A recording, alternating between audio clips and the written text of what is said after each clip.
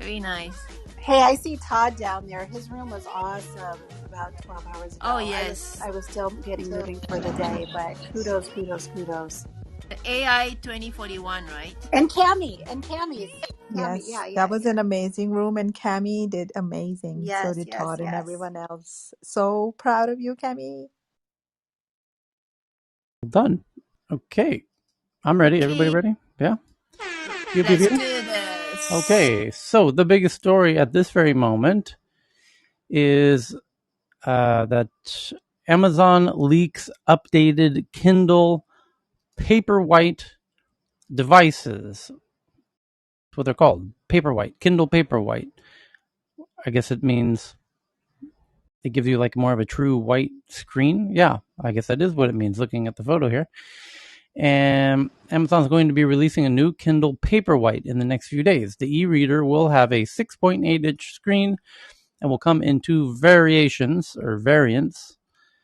Maybe you should call them, it says here in the article, it comes in two variants, but I'm starting to think we should save that word for as it relates to viruses. Saying that your device comes in variants could might not be good copywriting. The Kindle Paperwhite 5 and the Kindle Paperwhite Signature Edition. So for those who like the e-readers, those are coming out. For all the Christmas gifts are starting to get announced now.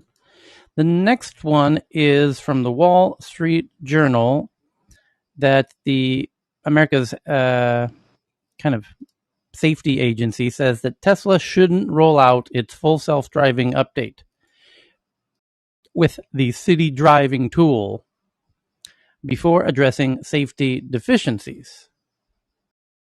It says that Tesla's getting ready for the major upgrade of its driver assistance software, but the top federal crash investigator says the move might be premature. Elon Musk last week said drivers will soon be able to request an enhanced version of what Tesla calls its full self-driving capability, FSD, as the real Tesla geeks call it. And the upgrade is expected to add a feature intended to help vehicles navigate cities, expanding the suite of driver assistance tools that had been designed mainly for highways. Because the driving on highways and driving in cities, as much as it might seem like the same thing to a human, is a very different thing to a car in terms of difficulty of programming. Because on a highways pretty much behave the same pretty much everywhere, and there's not a whole lot of rapid movements, even though everyone's traveling at relatively similar speeds.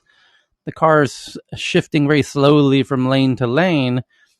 Computers are pretty able to handle that shit. When you get off the highway and into the city and dogs start running around and bikes start jumping all over, and there's a whole lot of wild, unexpected events from a computer perspective, and that's a whole lot more difficult. So I think that's what this Jennifer Homendy, the new head of the National Transportation Safety Board, says that Tesla shouldn't roll out the city driving tool before addressing what the agency views as safety deficiencies in the company's technology, and which they've investigated the crashes and issues safety recommendations, so it has no regulatory authority, and has urged Tesla to clamp down on how drivers are able to use the company's driver assistant tools. Here's their quote: "Basic safety issues have been addressed before their..." This sentence makes no sense.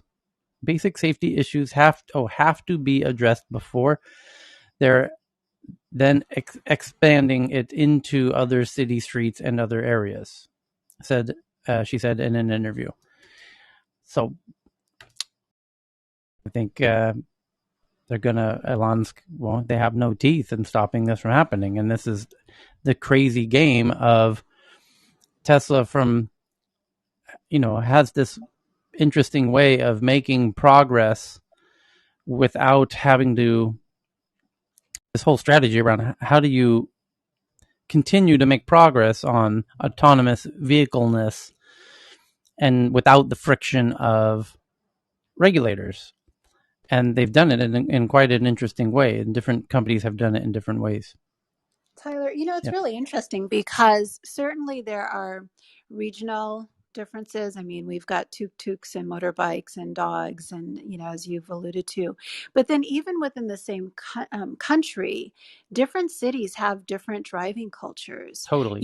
So I mean, I wonder how they account for that, because if you are in Des Moines, Iowa, driving like you're in LA, or if you're in LA driving like you're in Phoenix, with all of the retirees, that, I mean, you could cause accidents just by not driving appropriate to the people Yeah. around you.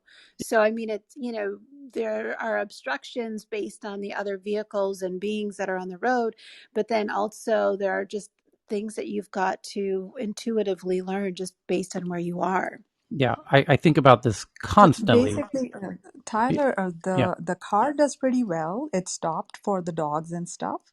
The problem is the dog and cats don't hear it coming, so they sometimes are, not aware. But the car has been doing really well, and on the highway, it's awesome and amazing. Yeah. Although it's in the beta version right now, and it does ask you to, place your hands again on the steering wheel and stuff, but so Yeah. far the sensor have been amazing.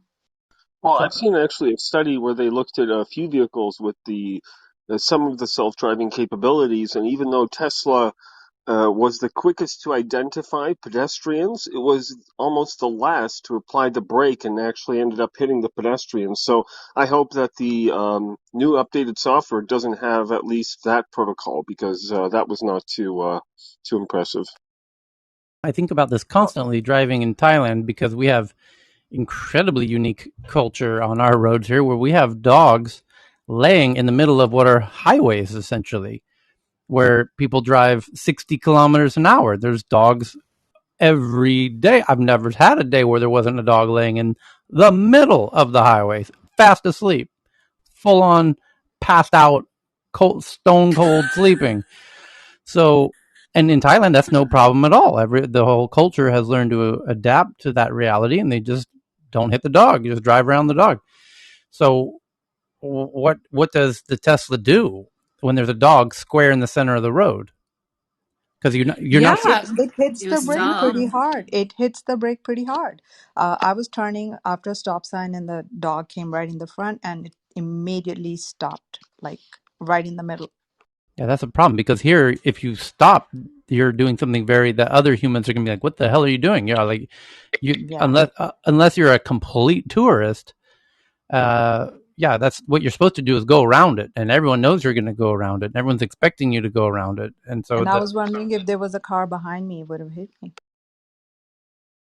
Yeah, so here it's a in good. Ethiopia is also quite interesting, that people actually cross sometimes in the middle of the freeway and things like that, especially in the evenings where the police is not running around, like walking around, because the traffic man is usually on the road. So everyone tries to behave because you don't want to get tickets. But as soon as it starts like 6 and stuff, and that's when we all try to go back home. Oh my God, I always get scared because it's automatic jail time. They don't even investigate. You go to jail if you hit a person. So, but I get like a lot of people crossing the freeway where, you're going 70, 80 K per hour and stuff like that. So that would be quite challenging. And then of course the animals, like you said, I sometimes get even the cows, not just the dog. So it does happen. So that would be quite interesting to me to see how they avoid those types of things. Yeah. Tyler, Okay. can you check the hand raise? Okay, thank you.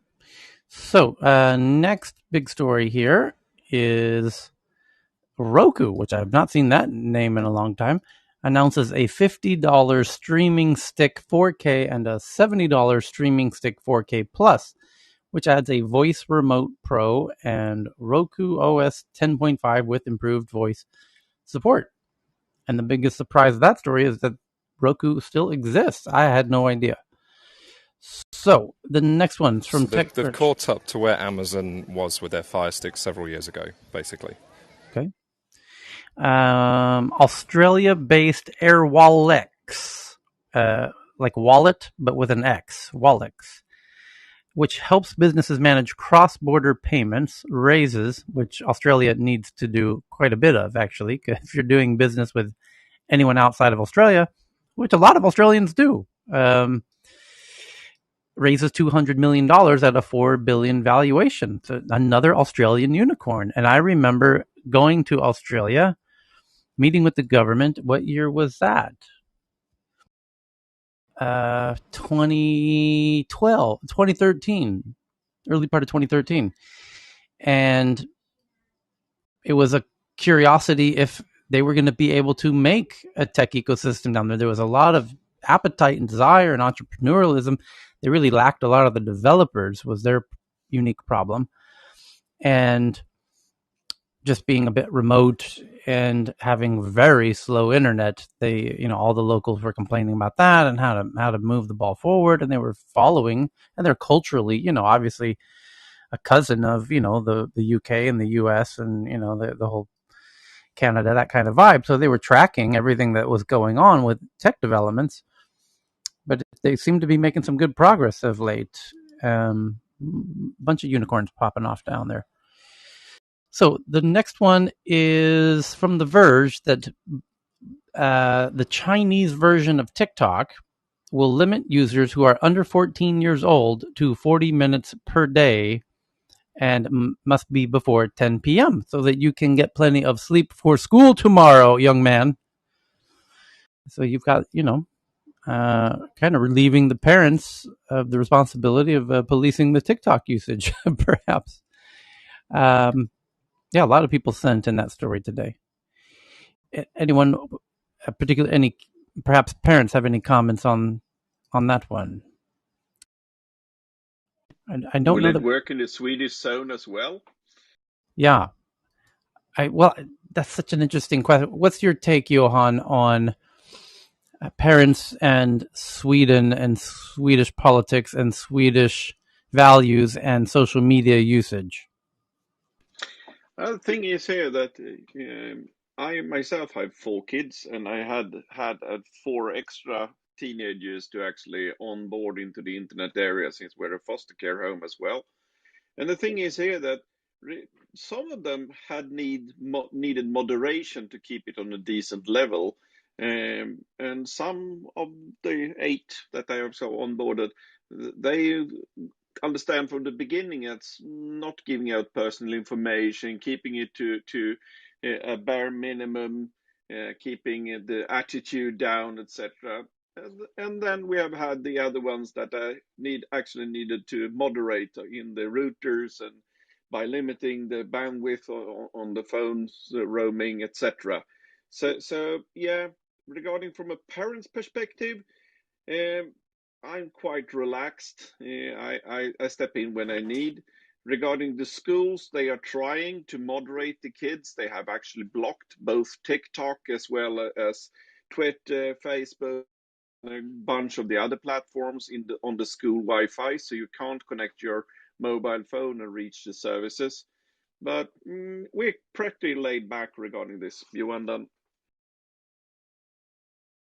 Yeah, somebody says on Twitter, now one must ask oneself in a sober manner, what do the folks in the country that invented TikTok know that folks outside that country know about these addictions?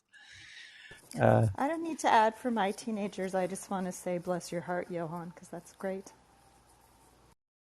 ByteDance follows up China's new limits on online video games by capping users under 14 years old to 40 minutes per day and limiting the content to edifying stuff like, oh, that's the second part.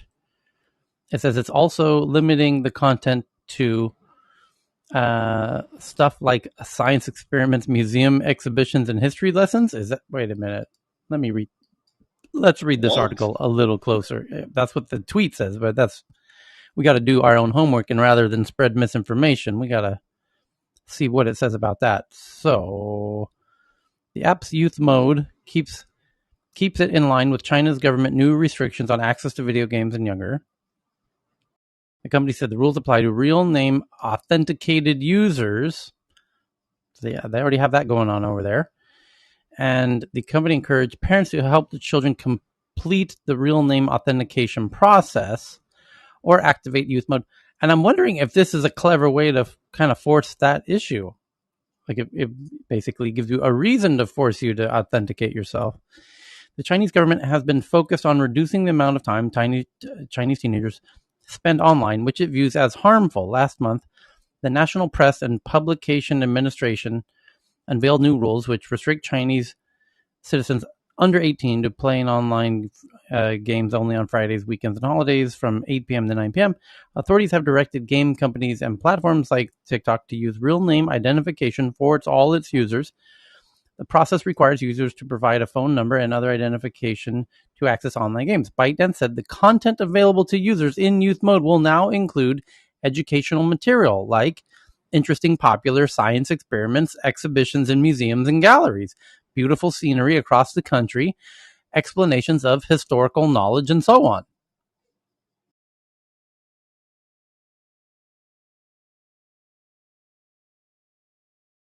Wow. Content available to users in youth mode will now include. Well, we gotta get a friend in Beijing to crack open the new version of TikTok when this thing comes out. Remember when we were kids, we had things like Mr. Wizard and Bill Nye and stuff, and Sure, it's not really there anymore. fair point. But I want to know.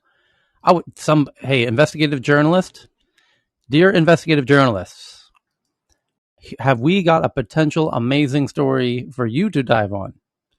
We could do this ourselves. We might be better suited to do this than them. What we need is David Chang and friends in Beijing. We could also get Roy. Roy would jump on this one, although I think he's in Berlin. So we need somebody in mainland to sign up with the new TikTok in China, check out the content, have another friend in, ideally we could have both side by side. But just to do a direct, I guess you would need to somehow create new accounts. One would be in China for a real youth person. They do the identity verification. You find some 13-year-old, 14-year-old. You're like, listen, we're going to sign you up for TikTok. I guess the hard part of this would be finding a 13 or 14-year-old that doesn't already have an account. But get them signed up, have their age, get the other things to match, and then look at the content of the Chinese version of TikTok versus the non-Chinese and see just how drastically different they are. And let's see if these headlines that we've read in the last couple of days are right. That just how kind of wholesome the content might be in mainland, and just how sort of what's the word I'm looking for? Unwholesome the content in the U.S. might be. And if it turns out like that there's a real wide disparity in the types of content, that could be that would potentially go viral. That would potentially have effects on Capitol Hill. If that video, if the disparity between those two apps is really striking, you likely will have senators take action as a result. I mean, you could do the same for COVID misinformation too, right? You could do a COVID AB TikTok versus TikTok US versus China, and then how they treat our the children, and it would be eye opening. We're seeing it here without facts, though. So interesting. When you say, sorry, just quickly, when you say like A/B testing, Chris, is like, does anybody else think that's like a global A/B testing that we're doing on like the global society, as in even Johan, I sort of resonate with what you said, and I think regulars here will know my stance on social media and TikTok and the like. But even like the language that you use, and most parents use, it's either, my child has problems and I've had to step in, or my child can deal with these themselves and they understand the dangers. And like the language that's used isn't, oh, my child uses this and it's been wonderful for them. It's always my child or my significant other or whoever has been using this, but they understand the dangers. It's the same way that we kind of say, well, I can't stop my child from drinking alcohol when they get to a certain age, but I've educated them about the fact that it's inherently bad for you. If that makes sense. It's like we've kind of accepted that these things, there can be anecdotal, wonderful things and connectivity, but overall, they're not really adding a huge amount to the progression of society, and it's kind of accepted. And then we've got the US, which is like, okay, let's expose everybody to everything. Everybody gets freedom to do absolutely pretty much anything and get exposed to whatever they want. And then let's see how society will turn out. And then we have China, which is like, no, we can't trust people and generation on generation to make the right decisions for themselves. Let's actually control it at a state level. So it's like A/B testing with the internet, basically, is absolute freedom and the ability to consume as much as you want the way to go forward? Or is do large populations of people actually need restricting? And if in fact we find a big distinction, as Tyler is hypothesizing, between the Chinese and the non-Chinese versions of TikTok, does anyone else find the resemblance between the Menendez brothers' defense of, oh, please feel sorry for me because I'm an orphan after I murdered my parents, with the current hand-wringing around how difficult it's been for Facebook to overcome the anti-vax response to their pro-vax um, admonitions? The resemblance to me is a little bit disturbing. And then video of youth mode you mentioned now. Okay, so I guess somebody in the audience is sending me related content or already. Okay, so we'll continue to investigate on that whole front. So the next big article is from the Block. It says, as Bitcoin goes to 43,000, El Salvador's president says the country has bought the dip and acquired 150 more Bitcoin, taking it to a total of 700 Bitcoins. So it's quite interesting. You have El Salvador's president doing behaviors that are rather synonymous with Bitcoin enthusiasts, which is buying the dips when the price dips. That's not a normal thing for a president to do, to jump on Twitter and say, "Oh, we just bought the dip on Bitcoin," as it's our second currency. It's quite an interesting. He's using his national reserve to speculate. Yeah, it's kind of peculiar. Yeah, like a country buying the dip on the price of Bitcoin. It's kind of an interesting comment on where we are at in 2021. A country's currency based. I'd love to get Ken's take on what he thinks is going to happen if like they start trying to carry trade over there. Ben, any thoughts? Yeah, we did actually see the transfers. There are a few services out there where you actually can track who gets a lot of money, and that account actually bought 47.1 Bitcoin in one transfer yesterday, and it was like rings on the water. Wow, who threw that stone? So yeah, they did do a massive purchase. We know from where as well. Johan Dan. But there's an interesting thought here, and I agree with you, Chris. I want to hear Ben's thoughts. That if you get multiple countries, keep in mind El Salvador is a relatively small country, that if you did get other countries adopting Bitcoin in the same kind of way that El Salvador has, then they might do what El Salvador is doing, which is they need to build up a fund themselves as a state of Bitcoins. Like El Salvador's bought 700 Bitcoins. You could imagine that if Mexico joins in a similar way, they might buy 7,000 Bitcoins. And then all of a sudden, you've got a whole lot of big wallets buying the dips, which would really put a lot of stability or support, at particular levels. Like it would really prevent it from dropping. You see what I'm saying? And what if you have 3, 4, 5 countries using it in the same way that El Salvador is doing, and then they'll take it. You see what I'm saying? It would sort of bake in a firm supports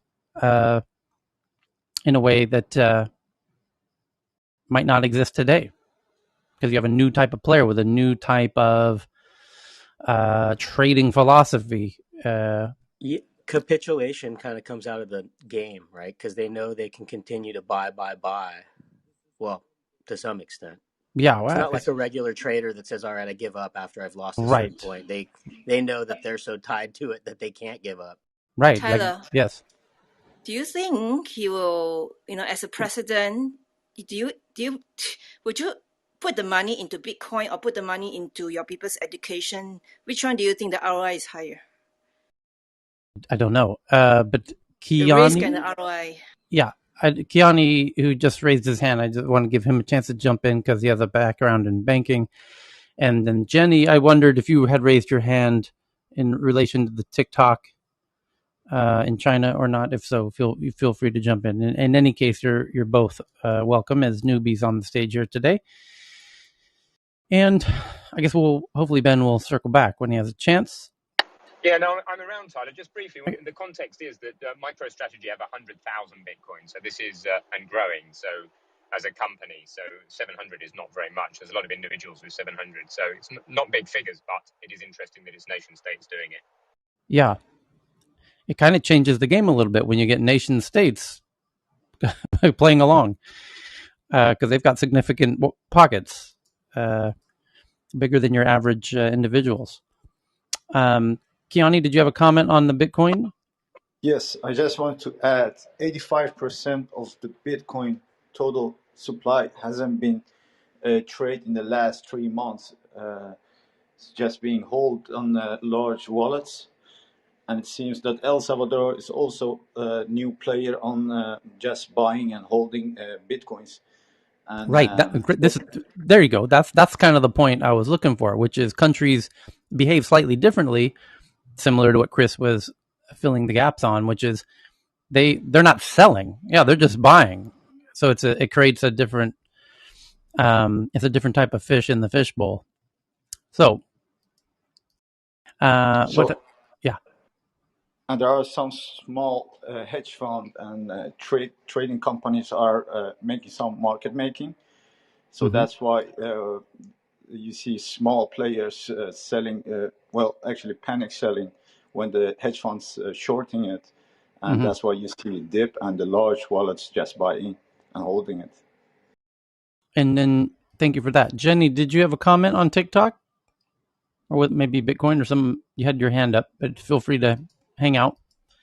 And feel free to jump in anytime. Then the next article is from Variety out of Los Angeles. And I have to say, I'm a little surprised. This might be the becoming. I'm surprised how Variety, in the first 6 months of doing tech news around the world, we didn't mention any headline from Variety. And then in the past month, I think this might be the fourth time.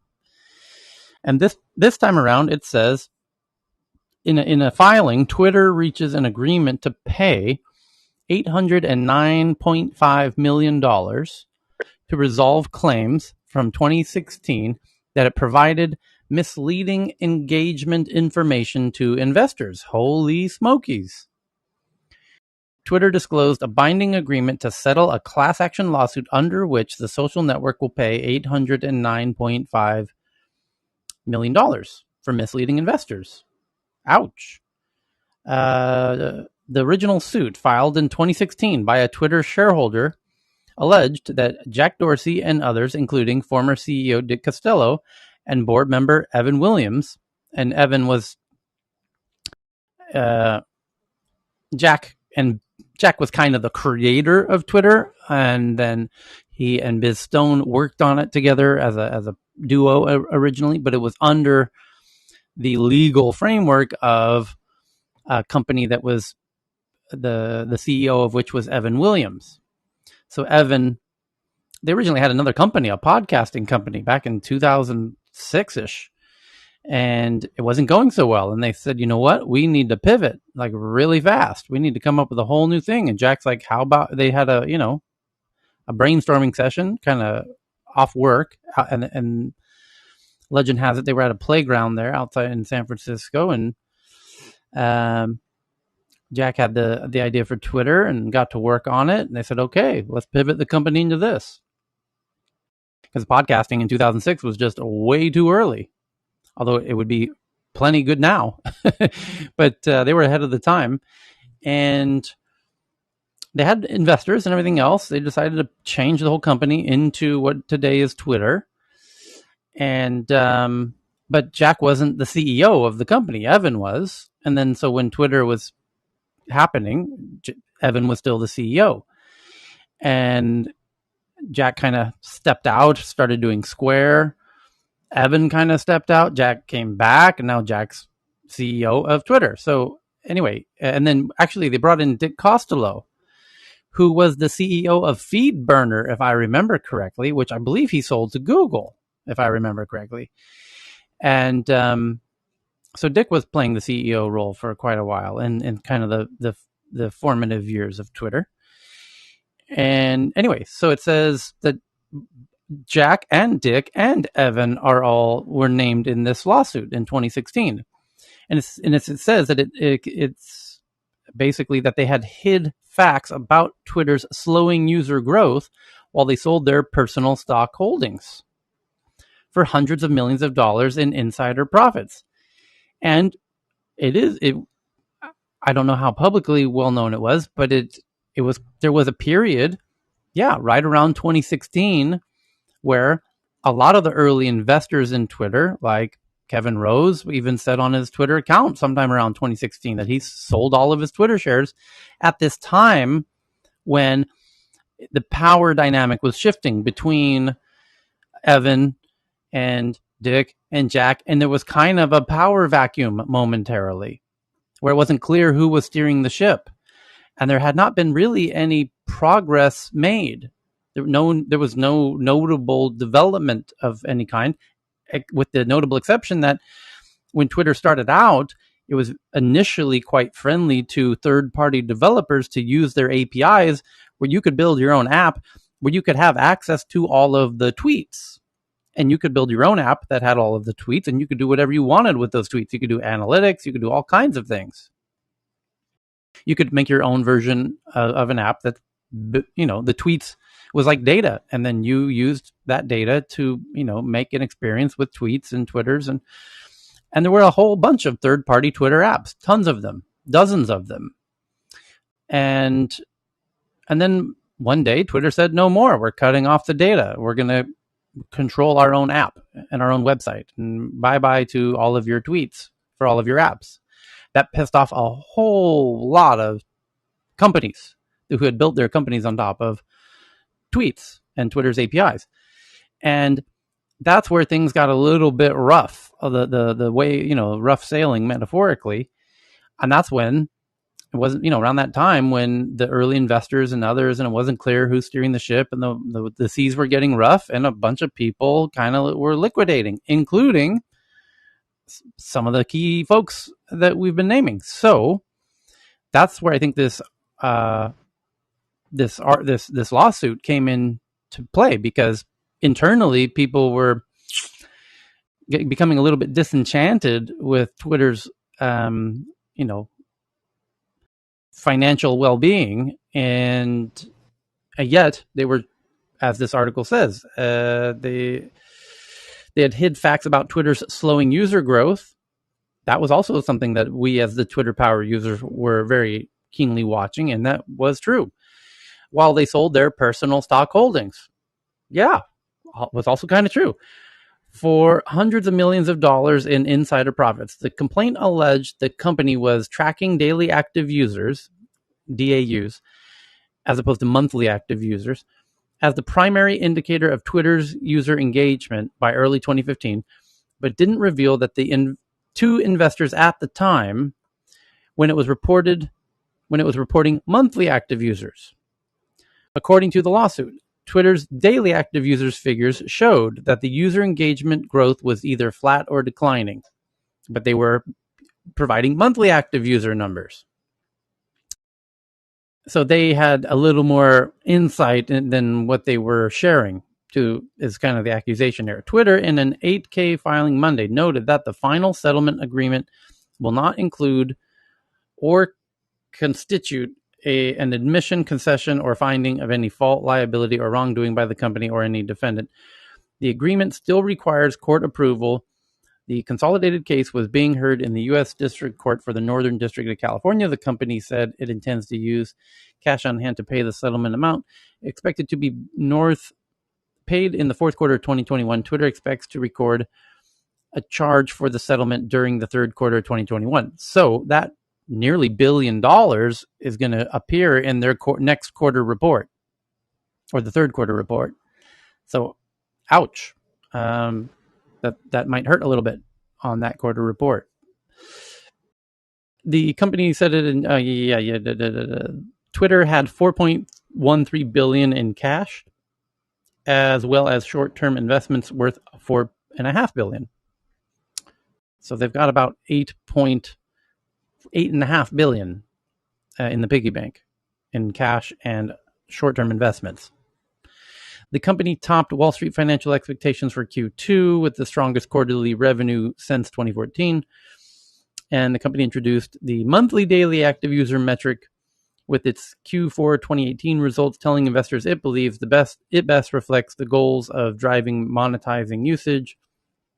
Twitter defines monthly daily active MDAUs as the average number of people, organizations, or other accounts who logged in or were otherwise authenticated or accessed Twitter on any given day through twitter.com or Twitter apps that are able to show ads. Anyway, that's a big settlement for Twitter. Nearly $1 billion. Okay, next up is Indian startup called FlowBiz, a mobile billing app for small and medium businesses, raises $31 million, led by Sequoia Capital India.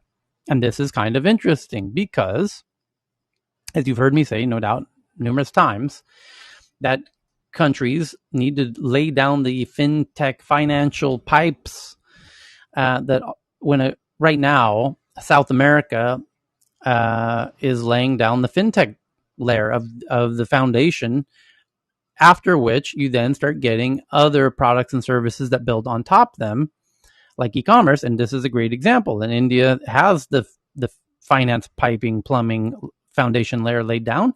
And here's an Indian startup doing mobile billing app for small and medium businesses, because now the plumbing is there. The fintech pipes are laid.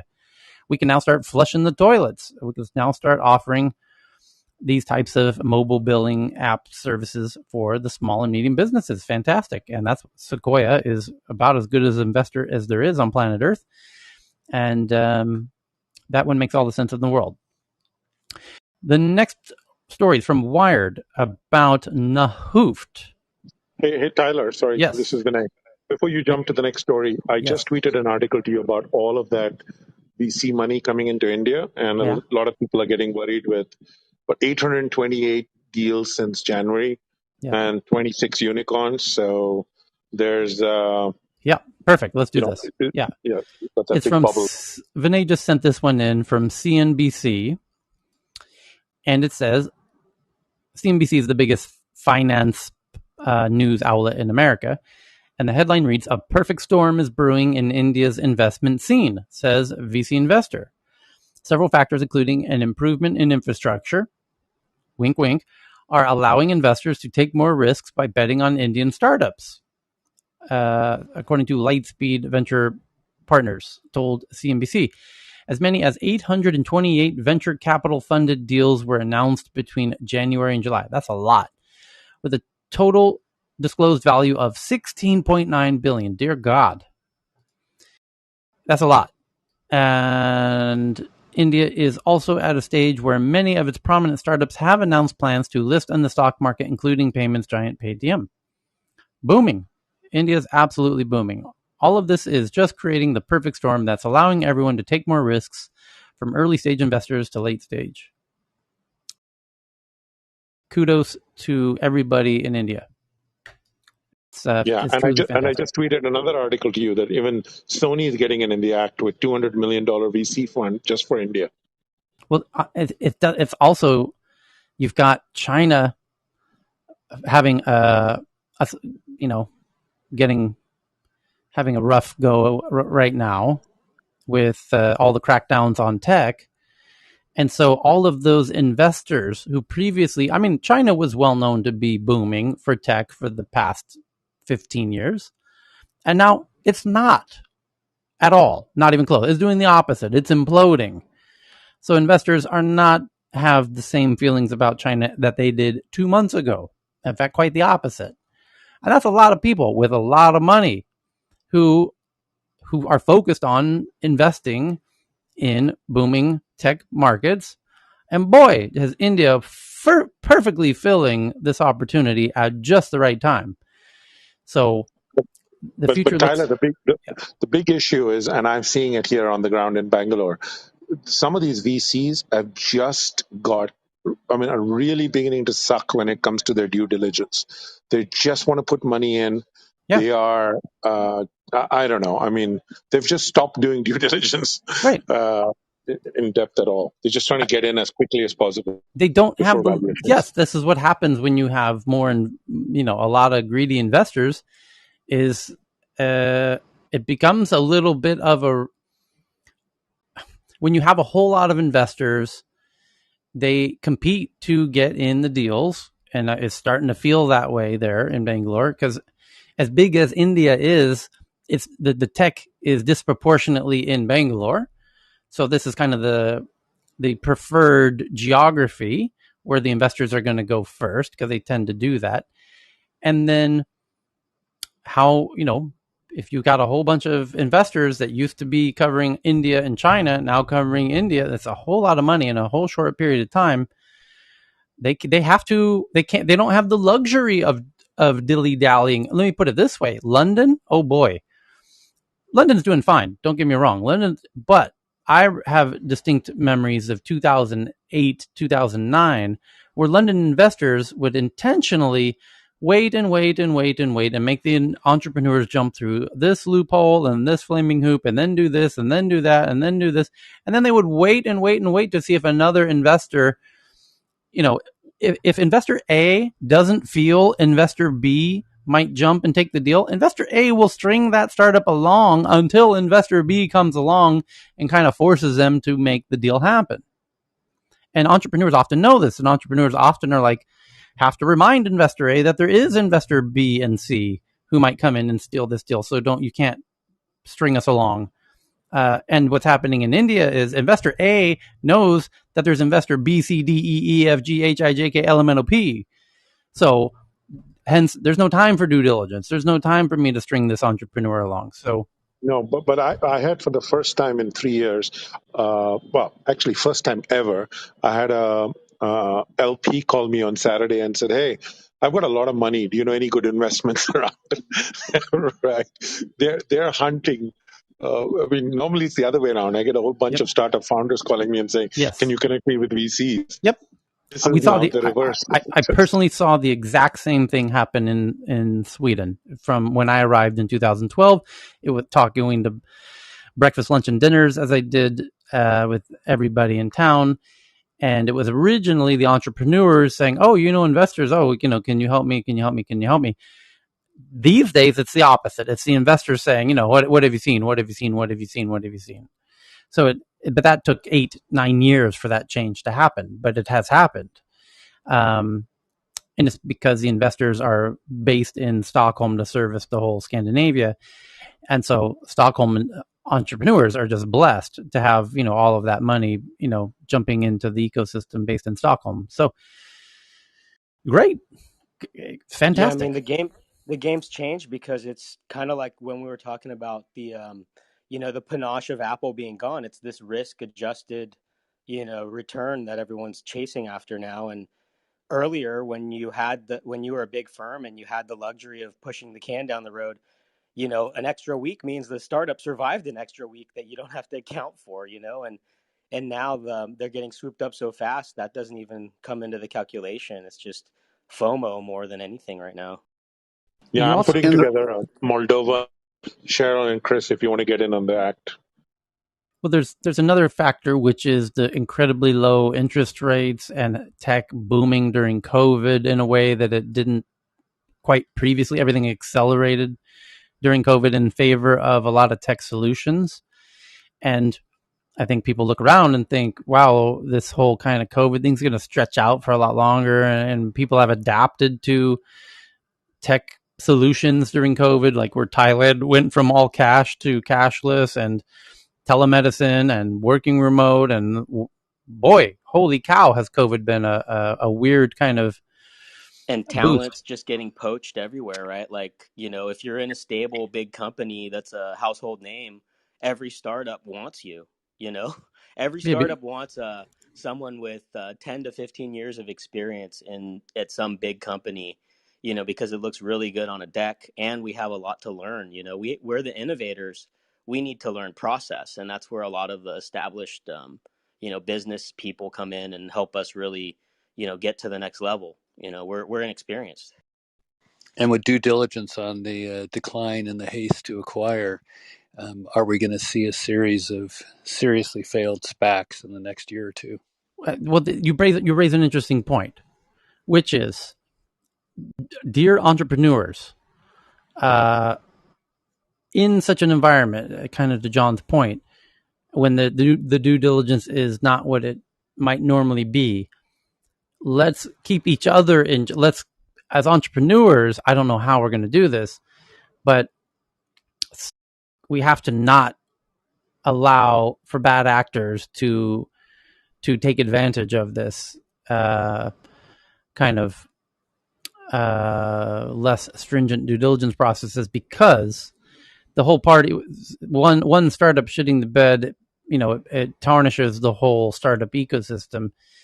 Similar to what's this blood testing lawsuit that's going on right now? Theranos. Elizabeth Holmes Theranos. Yes, Theranos and Elizabeth Holmes. Dear God, has that set back women entrepreneurs in a way that just makes me fucking angry. And And it's not and then they also blame Silicon Valley when it turns out that this is not that a too. Silicon Valley That's my startup, point. right? Yeah, because you exactly right. The investors and the board members are not from Silicon Valley, yet the tech journalists are writing headlines of how this is tarnishing Silicon Valley, and the geeks and the people from Silicon Valley are saying, "Excuse me, who from Silicon Valley is involved in Theranos?" Take a look at the cap table. It's all Washington D.C. wannabe geeks who know nothing about tech. So Yeah, keep that tech guy Henry Kissinger, that coder, that hacker. And but yeah, George Schultz So and and why and is the that? entire board, the entire Why board. is that? I don't understand that. Why are they saying, like, there must be something why they are picking Silicon Valley to have some kind of trouble? they didn't do their homework, and they just assume every tech company comes from Silicon Valley. Theranos happens to be wildly disproportionately financed by people on Capitol Hill. Yeah, but Tyler, that's who financed it. It's based in Silicon Valley, and she's Stanford. So Yeah, fair enough. Physically, her office is there. Um, it's But just, it was like Hi, board I'm Laura members. here. I just also hey, wanted to Lord, mention that there was a horrible New York op-ed that was written last week about how it was sexist to have gone for Elizabeth Holmes because there are all other founders like Uber and WeWork that they are not going to jail. And I found that so insulting to women because it means that she didn't have any ownership of anything she did. She didn't want to become the youngest self-made billionaire and courted the media so hard on this. But yet now, because she's a woman, she can't deal with I mean, it's sexist to prosecute her for that. I thought it well, was it's a bit of the awful. reverse. They did point out those other companies, and they actually pointed out several that were smaller companies we haven't heard of that they didn't go after the male CEOs. But she actually pulled that card by saying that her boyfriend, what's his name, manipulated her, and so they're actually saying no, you were in charge. So there's two things going on. She it is sexist, and I saw that article, which is disappointing. It takes a certain kind of evil to know you are misdiagnosing patients with cancer. That is, she crossed the line of make it till you fake it. That has nothing to do with gender. It's like sociopathic in the worst kind of ways. And those other founders that they mentioned in that article, Uber did provide a service in the end. There are people making money out of Uber, even if it's not perfect. Facebook also provided a service. Theranos never provided anything and sent $1 billion. The worst part is that she messed with what is her most important asset, our health. And that is unpardonable. She needs to go to jail. Well, she also lied about things that happened in the past versus fake it till you make it, which is forward looking. Okay. So the next biggest article is a look at Nahooft, an Iran-focused text encryption tool for Android that can turn up to 1,000 characters of Farsi text into a jumble of random words. Nahooft uses encryption to turn chats into random jumble of words, and it works even when the internet doesn't.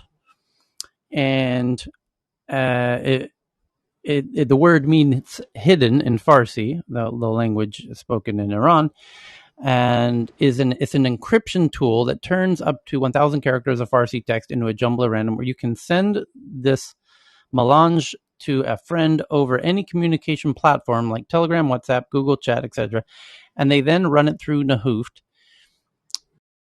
on their device to decipher what you've said. Released last week on the Google Play by United for Iran, a San Francisco-based human rights and civil liberty group, Nahooft is designed to address multiple aspects of Iran's internet crackdown. In addition to generating coded messages, the app can also encrypt communications and embed them imperceptibly in image files, a technique known as steganography. Recipients then use Nahooft to inspect the image file on their end and extract the hidden message.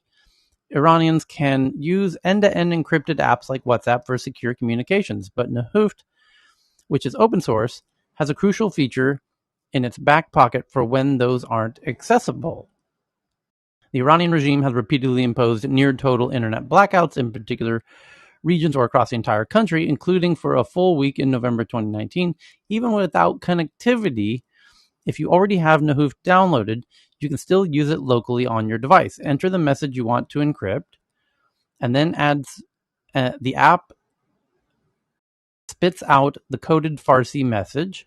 From there, you can write that string of seemingly random words in a letter or read it to another Nahooft user over the phone, and they can enter it into their app manually to see what you were really trying to say. When the internet goes down in Iran, people can't communicate with their families inside and outside of the country. And for activists, everything comes to a screeching halt. Says the person who created it, basically. And more, the government is moving toward layered filtering, banning different digital platforms and trying to come up with alternatives for international services like social media. This is not looking great, and it's the direction that we definitely don't want to see. So this is where the app comes in. This is why Nahooft was intentionally designed as an app that functions locally on your device rather than as a communication platform. In the case of a full internet shutdown, users will need to have already downloaded the app to use it. But in general, it will be difficult for the Iranian government to block Nahooft as long as Google Play is still accessible in Iran, according to the app. Yeah, and Interesting. it's not likely that they're going to do what Russia did, which is, hey, can you take that app off the App Store? Thanks. Right. Yeah. I guess it's only a matter of time before that happens. And for those who don't know, that was one of the headlines we read 8 hours ago, which is Apple and Google, and it's probably still one of the big stories of today. Let me scan. No. Is it? No. It's now no longer one of the top stories of today, but in reality it is. Apple and Google have been told by the Kremlin to take down a very specific app made by Alexei Navalny, which is Putin's number one political opponent in Russia, because they were just having elections over the weekend. And Apple and Google agreed. And according to the New York Times, Apple and Google had resisted taking it down until the Kremlin named actual employees of Google and Apple in Moscow that would be going to prison if they didn't comply. So they were rather forced to comply. So, yeah. Sorry, it reminds me of a story a few years ago when I think it was one of the intelligence agencies on our side were trying to work their way through the firewall, the Great Firewall of China. And if anyone's curious, you can look up that story. It was Lorem Ipsum Security Great Firewall of China, where they actually used the little text in HTML headers that was just Latin gibberish, and they modulated the capitalization of lorem and ipsum, the first letters, and through that they were actually able to generate like entire sentences because of basically with a few Latin words capitalized in lowercase, you were able to build up a little binary uh, little communication channel and be able to write out entire things. And a security researcher stumbled upon it by accident. So it's interesting to see how the landscape of cybersecurity is changing, where we have efforts in China, in Iran, and all these good efforts, I would say, are noble, honorable, but these regimes have way too much power, so it's hard to secure that sovereignty of privacy for those folks. Yeah. So the next big article is from the Telegraph. They say this is new, that a Raspberry Pi raises $45 million at a $500 million valuation, which is very cool. What an incredibly cool project Raspberry Pi is for those. It's so fantastic. For those who don't know, and especially for those who want to become more legitimate geeky, you want to earn some huge geek stripes, or earn your geek wings. Check out Raspberry Pi, especially if you have young folks who you want to encourage them to become future geeks. I don't think there's a better way to do it than to just get a Raspberry Pi. And what's unique is Raspberry Pi for like 10. I think you're in the Matrix. So you develop. Chris, you're in the Matrix. Yeah. Chris, we'll come back to you. Hold on. Indian used car maker marketplace.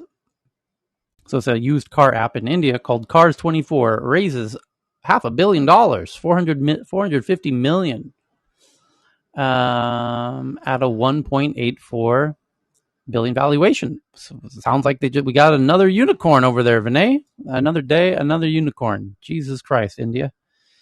And Facebook India appoints former Uber executive as head of public policy, a post that's been vacant for nearly a year. And the Epic Games versus Apple ruling shows gaming apps account for 70% of Apple's App Store revenues. And holy cow, is that a lot of money coming in from video games for Apple's App Store? And as hedge funds ramp up private market investments, a look at some hedge funds. It's just an expose, kind of profile piece about hedge funds. We'll skip that one. Hey, what percent of Apple's revenue is from App Store royalties? Oh, totally. Oh, somebody can find that very easily, actually. That's published. We've seen that pie chart many times. I don't have the number offhand, but that's easily find outable. They do that breakdown. 72 billion in 2020. Out of how many billion total, though? I remember that number. It was, in around the 80 billion for the year. I think I've heard numbers 20-30% as their services business. There's a pie chart that I've seen. So I know that website exists with that breakdown of hardware versus App Store specifically. What percentage of their... But you have the number. Now we just need the total number, and then you know the percentage. Experts say current... We don't need that one. So in 2019, it was 78%, up from 75% in 2019. Yeah. The App Store revenue was 78% of their annual revenue?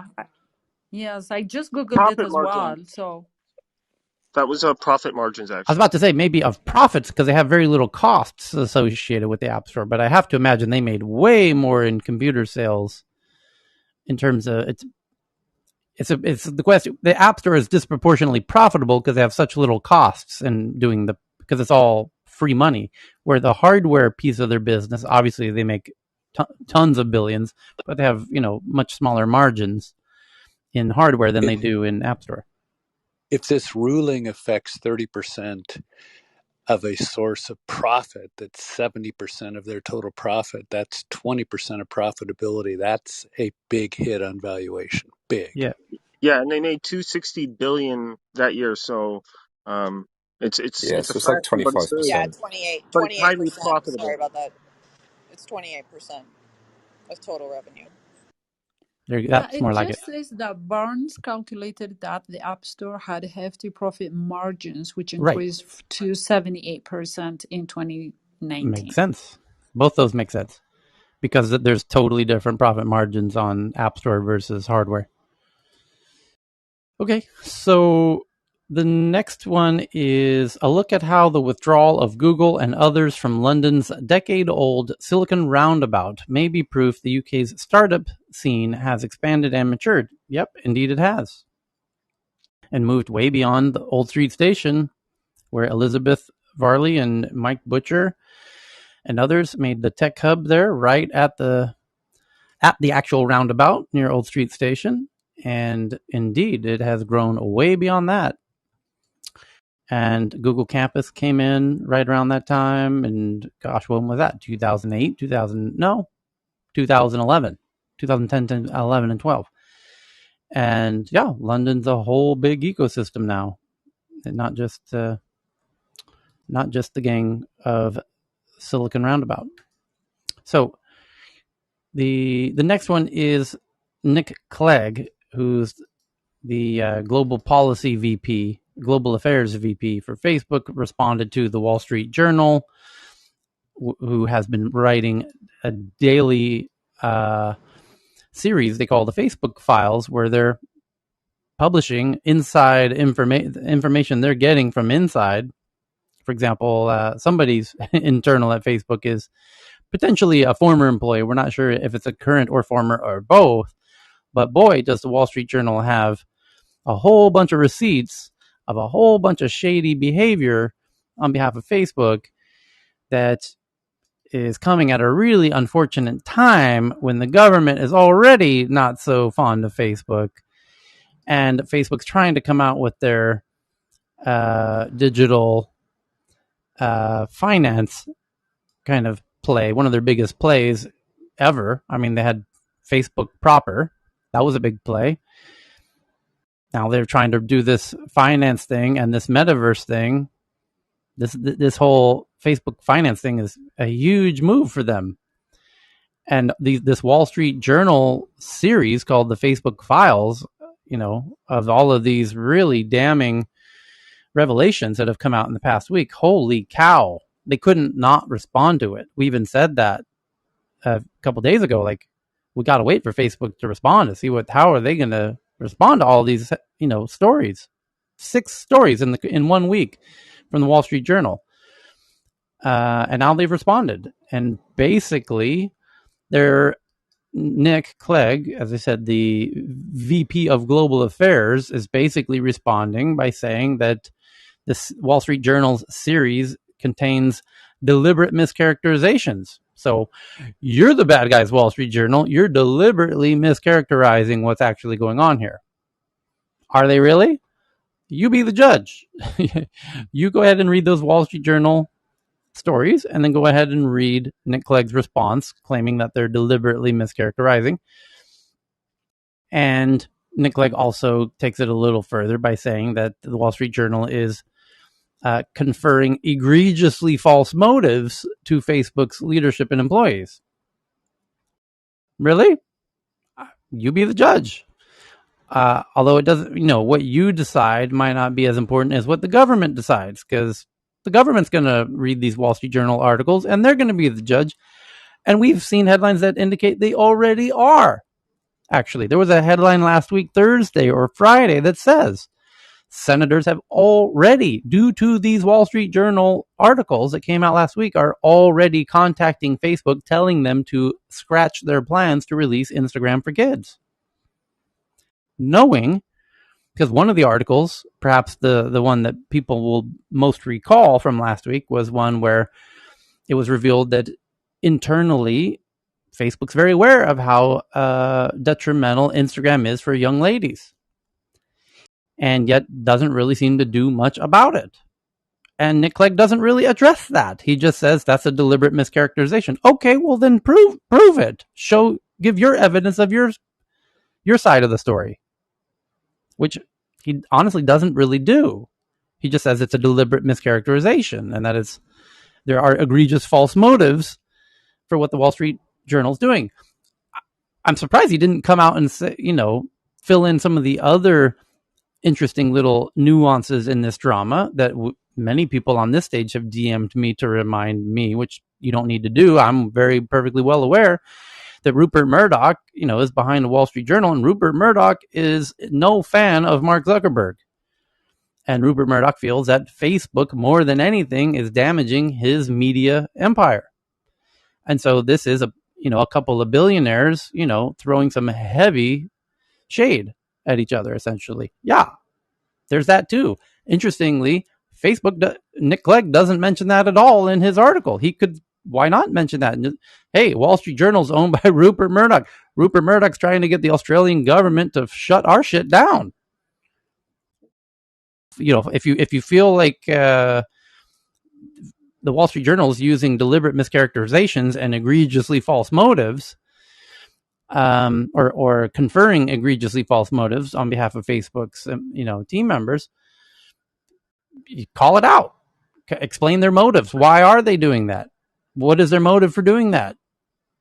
They actually might have motives, and it might be that Rupert Murdoch is a fucking gangster, and that's a believable story. People would believe that. People believe Rupert Murdoch is a legit gangster.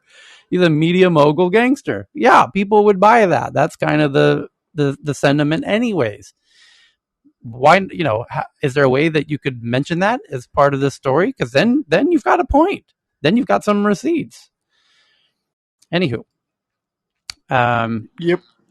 Tyler, but anybody Yes. who's worked, I worked with a reporter from Wall Street Journal, giving them input to an article, and they are so thorough. I mean, they don't just go with an anonymous source. They have multiple ways. They take weeks to come out with any kind of an article before they publish. I totally agree in this case. And I am no fan of tech journalism, and that's an understatement. And everyone in this room knows that. However, I totally agree with what you just said. Wall Street Journal doesn't flippantly report stuff. They're going to check dot the I's and cross the T's. And in each of those 6 pieces that they put out, which they're calling the Facebook files, they specifically said, in material seen by the Wall Street Journal. The insider sent us the receipts. We reviewed them as reviewed by the Wall Street Journal. Here's what we saw. You can't really refute that. And Nick Clegg, to his credit, doesn't really try to refute it. And that's my point is, it's one thing for Nick Clegg to say, you're deliberately mischaracterizing what's going on here. Okay, great. How? How are we deliberately mischaracterizing? How are we conferring egregiously false motives? You got to take it. You got to prove that point. You got to take that thought to the nth degree. There are multiple trails to follow the money here.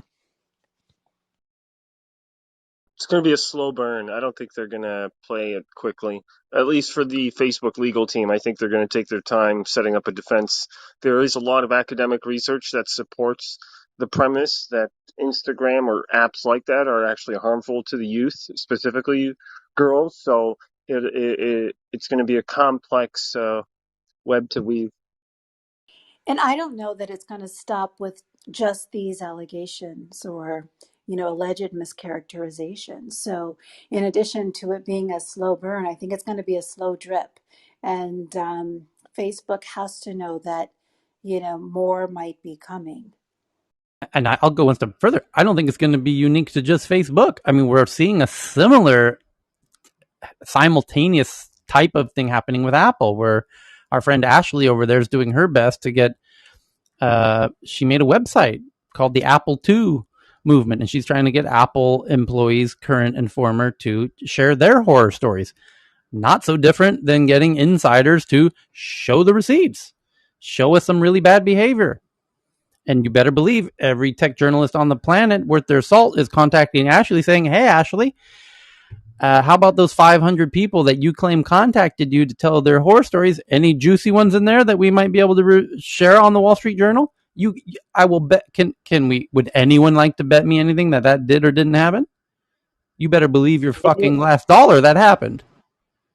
It'll be interesting to see how systemic this kind of corruption, or rather this kind of misalignment with values is. Is it very common in all of the tech companies? To what proportion of the tech companies? Is it only a few bad apples? So I'm hopeful that it will be resolved, but I suspect that there is something about the architecture of these companies from their very founding that is perhaps a little bit sociopathic, if not at least psychopathic. But I don't think Apple has ever tried to conceal the fact that they value secrecy around upcoming product releases. They're very transparent about it. If you've ever been to their executive briefing center, it's pervasive. Yes, I was about to make a similar point, which is Apple has another characteristic, which is healthy paranoia that this type of rogue bad apple, no pun intended, could eventually happen, and that you could have a bad employee start, going off the rails. And they designed their system in anticipation of such an event, which is why we're not seeing a similar series of articles about Apple, even though there's been 500 employees who apparently contacted Ashley on her website, Apple 2, to tell their horror stories. And yet none of them have been able to translate into articles like the ones they're currently putting out about Facebook, because Apple intentionally limits the scope of what each team member has access to internally to very niche, nuanced degrees, where Facebook had these very open platforms. And in fact, it's one point that I've noticed that wasn't really addressed, and I appreciate anyone else jumping in on this point. It was loosely, briefly mentioned that because when Facebook went more remote during COVID a year and a half ago, they started using Slack, and Slack became, this was mentioned about Apple as well. So this is not unique to Facebook. Both teams, Apple and Facebook, because of COVID, went a bit more remote. Common sense, obviously.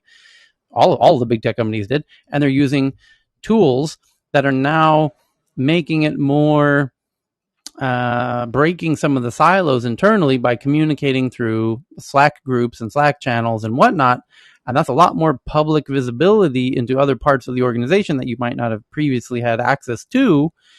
And so these articles that we're seeing by the Wall Street Journal about Facebook and these quote unquote internal documents that show, there was a comment made by somebody at Facebook to the entire company on the company Slack that said, hey, here's this report about how we're doing this really bad thing, and what do we feel about this, and what do we think about this? Well, in Apple land, they don't do that. You don't have somebody addressing the entire company saying, hey, here's this thing that's reflects bad on Apple. What do we think about this? That opportunity doesn't exist in Apple land. They're preemptively, intelligently limiting. They run it almost more like an intelligence agency in terms of like the CIA. Yeah, the level of secrecy on their they're a much more intellectual property type of organization. Yeah. And if you look at their, I don't know, Tyler, do we lose your signal? I'm here. Oh, if you look at their natural tendency towards secrecy, and then their experience with Microsoft over operating systems and web browsers, and their experience with Google over phones, their tendency towards secrecy has certainly been reinforced by their relationships with both Microsoft and Google. Great point. Google did fucking steal the iPhone for, they just copied. I mean, and Steve Jobs went fucking ballistic. And, may have even shortened his life. Holy shit, did that rock his boat. And Microsoft as well. They had a uniquely tense competition rivalry with Microsoft in the early days and Google in the later days, that Facebook doesn't really have such a direct, brutal, confrontational type of scenario that requires them to take kind of ridiculous levels of security, where you can't trust people inside the company. I mean, because one set of loose lips could cost billions of dollars over there in Apple campus. Not so much the case at Facebook. Hence Tyler, the you may. Oh, obsession with sorry. security. Yeah, go ahead. I just wanted to go back to the point that you made about being remote, because I think it deserves an extra couple of seconds on it. Is that all the security measures might be in place and they might even increased, but the fact that you have employees that are remote makes a massive difference to their mentality towards Totally. how they're going to respond to the morale of the company. I mean, if you're on premises, Great the point. danger of doing a leak, you've got to go in and you've got to look your manager in the face the following day. And also, if something's pissing you off, you can kind of gather around the water cooler and you can complain about it, Vent. with Yes. Chris and Shane, and you can vent about it, and then you sort of then go home and you've got it out of your system. But when you're stuck at home and you're getting the work piled on you and you're not Great really point. enjoying the work, and the manager is 2,000, 1,200 miles away, whatever, then the fear of the repercussions of you leaking something or bitching about it on a forum where you think maybe you're anonymous, or it's a distant concern. So you're going to be more loose-lipped with both online and with your spouses as well. That's a And great this point. might be why we're seeing this flood of air quotes insider information about what's really going on inside the likes of Facebook, for I'm instance. going to give you the fucking clap there. That's such a great point, because, and sorry to whoever I interrupted, just a quick comment that I agree 1,000%, because that human nature needing to vent when you feel like you've been rubbed the wrong way can allow you to blow off steam at the water cooler or at lunchtime and talk it out, and get some other perspectives to kind of digest what's going on. It also depersonalizes it. When you hear your bosses like that with everybody, it makes it seem that they're not picking you out. But when you're by yourself at home and she is just picking on you, Right. you're like, this is about me. It's not about my job. You don't like me, Yeah, and you're attacked. You're also attacked in your own kitchen rather than in the company kitchen. And And the you old personalize the attack because you're geographically in your own home, and you no longer feel safe in your own home. And I mean, I know that's taking it to the nth degree, but I've read interesting. I'm surprised that comment hasn't ever come up in any of my other Clubhouse conversations, which is, there's an important reason why people don't like to do work at home traditionally, and it's because you create this kind of sanctuary. The whole process of nesting and creating a sanctuary and your own psychological safe space where you can sleep, and it's why we don't design our homes like our offices, because anyway. Go ahead, John. the old saying that culture eats strategy for lunch. The culture of large institutions that used to be on-site work sites that became highly distributed work sites was inadvertently and uh, disrupted by the remote disruptive workforce. And these cultural impacts are going to be hard to reel back in without insisting that everybody come back to the on-site work, where culture is created and reinforced. Mm.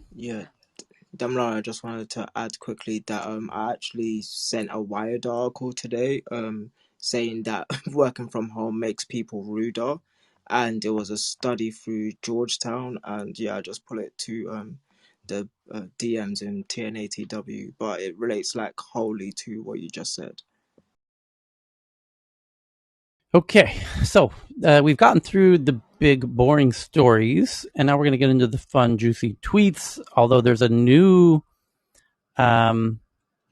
big story that's just coming in now. Actually, two. One is from Vice. It says Europol, alongside Italian and Spanish police, arrest 106 people accused of working for the Italian mafia and laundering over 10 million euros made through cyber crimes. let's see, what kind of crimes? Police in Europe arrested 106, accused of working for several Italian mafia groups and laundering more than 10 million euros they made through cyber crimes. On Monday, Europol, Italy's police, and Spain's police announced a joint operation that resulted in the arrest of 106 in the island of Tenerife, Spain. The cops accused them of SIM swapping and business email compromise, a common crime where criminals send phishing emails to companies and trick employees into sending money to their bank accounts. In a press release, Europol said that police seized 224 credit cards, SIM cards, and point-of-sale terminals, a marijuana plantation, and equipment for its cultivation and distribution. The operation highlights how traditional organized crime is increasingly dabbling in cybercrime. Here's the quote. Among the members of the criminal group were computer experts who created the phishing domains and carried out the cyber fraud, recruiters and organizers of the money mulling, and money laundering experts, including experts in cryptocurrencies, according to Europol's press release. The Italian police said in its press release that the alleged criminals employed hackers specialized in phishing and social engineering who took control of victims' bank accounts and stole millions of euros. The criminals then laundered the money by buying cryptocurrency or via more traditional criminal activities such as drug and arms trafficking, according to the Italian police. Some of the people arrested were fugitives accused of working for different Italian criminal gangs, such as the Neapolitan Camorra and Apulia's Sacra Corona Unita, the police said. The organization had a high degree of technical knowledge, which allowed them to employ different modes of computer fraud. And the alleged criminals were also involved in 2 homicides, violent extortion, and robberies against local businesses in Tenerife, according to Spanish police. So the barriers are dropping. And basically, it's not that difficult to become a social engineering, hacker. And now you're getting mafias getting into hacking. As tech gets easier and easier, as the boundaries get smaller and smaller, as anyone, as all the information becomes decentralized and democratized, bad guys going to bad guys. What's scary about this is 10 years from now, mafias genetically engineering smallpox and threatening to release a smallpox in France. And it's like Tyler, I don't know if they can get to that genetically. Like that's going to be a bigger step. But this cyber stuff, I mean, the bar is getting pretty low with all these companies that are literally open sourcing and giving away code on how to start those attacks. And so it's getting easier for people. And the social engineering is how they design the phishing attacks, like saying reward cards or must act quickly or making it look like it's coming from your CEO. Because 80% plus, close like high 80s, is human error, and it's those phishing attacks. I mean, they're super big impetus for a lot of the source of the cyber attacks. Okay, so next tweet up we got is kind of talking about Facebook. Poppy sent in this one from Science Direct, comparing mental health of Facebook users and Facebook non-users. In an inpatient sample in Germany, inpatients who use Facebook have higher levels of depressiveness than non-users. Facebook users have higher level of social stress and insomnia than Facebook non-users. Facebook non-users have higher level of positive mental health than Facebook users. Duration of daily Facebook use is positively linked with negative mental health, and duration of daily Facebook use is negatively linked to PMH. Positive mental health, I guess. So I just tweeted that one out to the Tech News Twitter account. The next one, also from Poppy from the Washington Post, says, the headline reads, will hiding likes on Instagram and Facebook improve users' mental health? So, indeed, both apps are talking about doing exactly that, and they've been testing exactly that. The option to hide the like counts on Facebook and Instagram comes amid ongoing concerns about the potentiality harmful effects of social media on mental health. So they're obviously aware of it, and they're trying to do things about it. And is hiding the likes going to do it? It says they asked experts. So what do the experts say? Will that be enough? And it says Facebook is touting its latest feature, which will allow Facebook and Instagram users to hide the like counts on posts in a move that aims to depressurize people's experiences on its platforms. The change comes amid ongoing concern about the potential harmful mental health effects of social media. But although the action may be a positive step, many experts say it isn't likely to have much effect on the lower levels of psychological well-being seen in some users. Here's the quote: "This is not a panacea." An assistant professor of psychology and brain science at the University of Delaware who studies the effects of social media on adolescents. It may be a step in the right direction for some people, but I do not believe this will be a major transformative change. And I think But Tyler, everyone, you yeah, say it allows users to hide it, right? So we said the mm-hmm, top allows users to turn that feature on. When mm-hmm, users post for the likes, like yeah, why would they want to hide that? right, I'm Exactly. question, yeah. yeah. Well, I think I agree with this.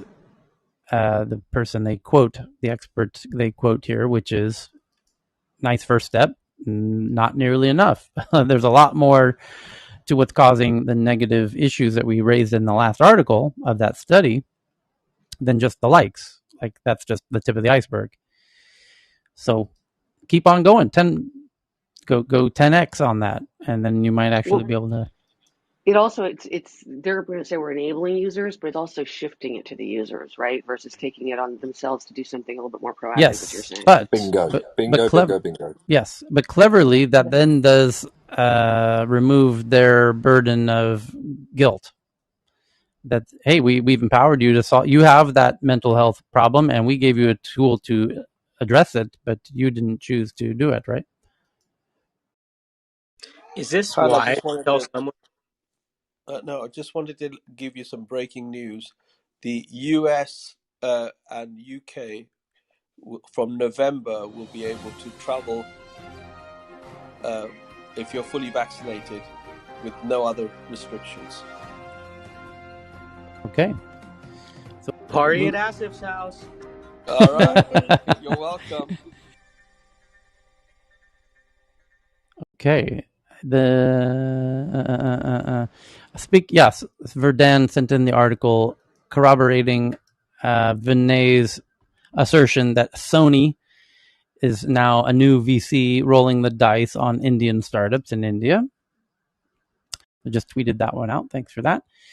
And Netta sends in. Wait, I'm sorry. Sorry, before Yeah, you go to the next one, just sure. back to the last one. I'm sorry, I was in the middle of Yeah. doing something else, but about whether or not hiding the likes, like hiding vanity metrics, absolves them of issues regarding mental health. Mm-hmm.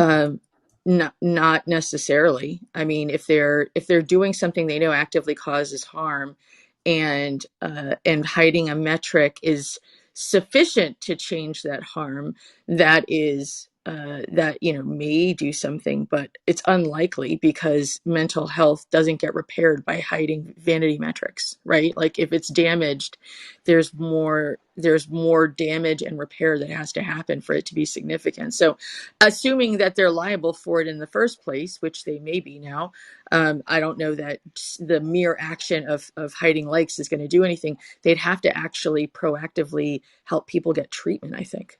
Well, also, no, I think No, Tyler but was using that as like you're not absolving yourself 100% here. That's just another factor that they could say would be a mitigating factor because the other side's going to say you created an addictive platform where this happens. So to your point, they've created a lot more than just the likes. So I think Tyler was using that as they might, Mark Zuckerberg might sleep better at night, but it's not absolving a platform for sure. The no, Okay. no. equivalent thing. It's like giving a dealer giving their customers a 50% discount voucher for a rehabilitation clinic. No. The equivalent is Coca-Cola telling you that if you return bottle caps back, they'll contribute money to a climate change fund instead of just fucking sort of jigging their manufacturing process to use 100% renewable materials. That's Actually, the equivalent here. I was just thinking about it, that so scientific work has been done to make certain types of food addictive. I mean, I was in the food industry for a little bit, and I remember this Salt, fat, sugar, totally. salt, That's fat, true. sugar, but Sugar it and has to salt. actually Yes. come in a specific ratio to peak at different times, depending on the is actually It was one of the major snack companies like Frito or whatever that started leading all of this stuff. So if somebody becomes obese and then gets sick, because they specifically engineered this food to be particularly addictive and extremely caloric, is there a cause of action? I think it's an interesting kind of a point of, if you make something is likely to cause harm, even if you didn't actually, you didn't force someone to use it, but once they're used, you specifically engineered it so that it was very difficult to stop. Is there something that is legally applicable regarding that, the fact that you specifically made something that is addictive? I don't know. Addiction. Alexandra, they're taking a lot of, it is made to be addictive 100%, and it's all fast foods. I mean, all what do they call it? It's not, I don't mean just like fast food restaurants. I mean, all those prepackaged foods are all doing Junk this. All food. those huge conglomerates, yeah, all the junk food, all the big conglomerates, and All it's, as you processed said, it's, food. yeah, processed foods. They're layer them, and they also do, it's that layer, and they also like quote process or digest a lot of it. That's why you can go into some of these chains and see people eat like these huge plates of chicken burritos and massive cakes, because this stuff has actually been designed to go through your system very quickly and you won't feel full. So with high caloric stuff, and it's not just the chip manufacturers all do it. If you read the background on those guys, like none of those chips are shaved potato chips. They're made to look that way, which is interesting. And but yeah, so there's questions around it, but that's also been a topic that's been out for decades. I I think But if we could For look me, at like the smoking industry, I think or the cigarette industry as something that is what was addictive and where we are now with it. I think that might be like an example that we could throw out at this point, because we all know what's happening with food. It's been happening for years, and I don't think that people are going to do anything about it until we really become conscious of our health. And maybe with what's happening now with COVID and things pushing more toward like a better healthy diet, that people might start waking up a little bit more and pushing. But if the lobbyists are not, are still on Capitol Hill lobbying, then that's why the cigarette industry was around for as long as it was, even though it was proven to cause cancer. Right, but well, also in the food, if you think about it, it's a slow drip. It goes over time versus like a bullet in the head. But it's sorry for that analogy. But the smoking industry is also the one that they're using for social media as the analogy, that we know it's bad and someone needs to get in there and regulate it. I Smoking, think I I think the think smoking industry is a great example because they went before Congress and lied as well, just like Zuckerberg when he just feigned, no clue when he was asked if it's addictive, and he's saying, "I hope not." And they have teams of psychologists that for years have helped their coders in making it addictive. And I think the fact that he personally has gotten political and donated, huge amounts of money into U.S. politics is going to make it very, very challenging for these senators and congressmen to overturn a lot of the stuff that Facebook has done. but you For, just saw, like, I don't know if you But guys just saw this. There was the thing just came out about Sackler today, where now there's the fines for the opioid thing are all going to be going to, like, education, like opioid education and things like that. None of it is directly going to any of the victims. But so the thing that is the biggest problem, and may also be this problem in social media, say they're heavily fined or whatever. The problem is, if you find the companies and there's some, they have to pay for the service in some manner. They pay for the drugs, they pay for the food, they pay for the cigarette. They don't pay for the social media. But for the ones that there's inelastic demand, financial demand, right? Which means that the price, all of that fine gets passed through directly to the consumers. The consumers end up paying directly for their own fine, right? They're paying the company's fine because they will continue to buy no matter what the price. So they just increase the price to offset the fine. And that is how consumers end up doing that. But in To add to social that, media, go they're on. not actually paying for it. So it would be very interesting to find out if there's a method of compensation that could actually benefit to the users that are harmed, but also do it in some way that creates like that forces a less addictive thing. What does less addictive social media look like? I don't know.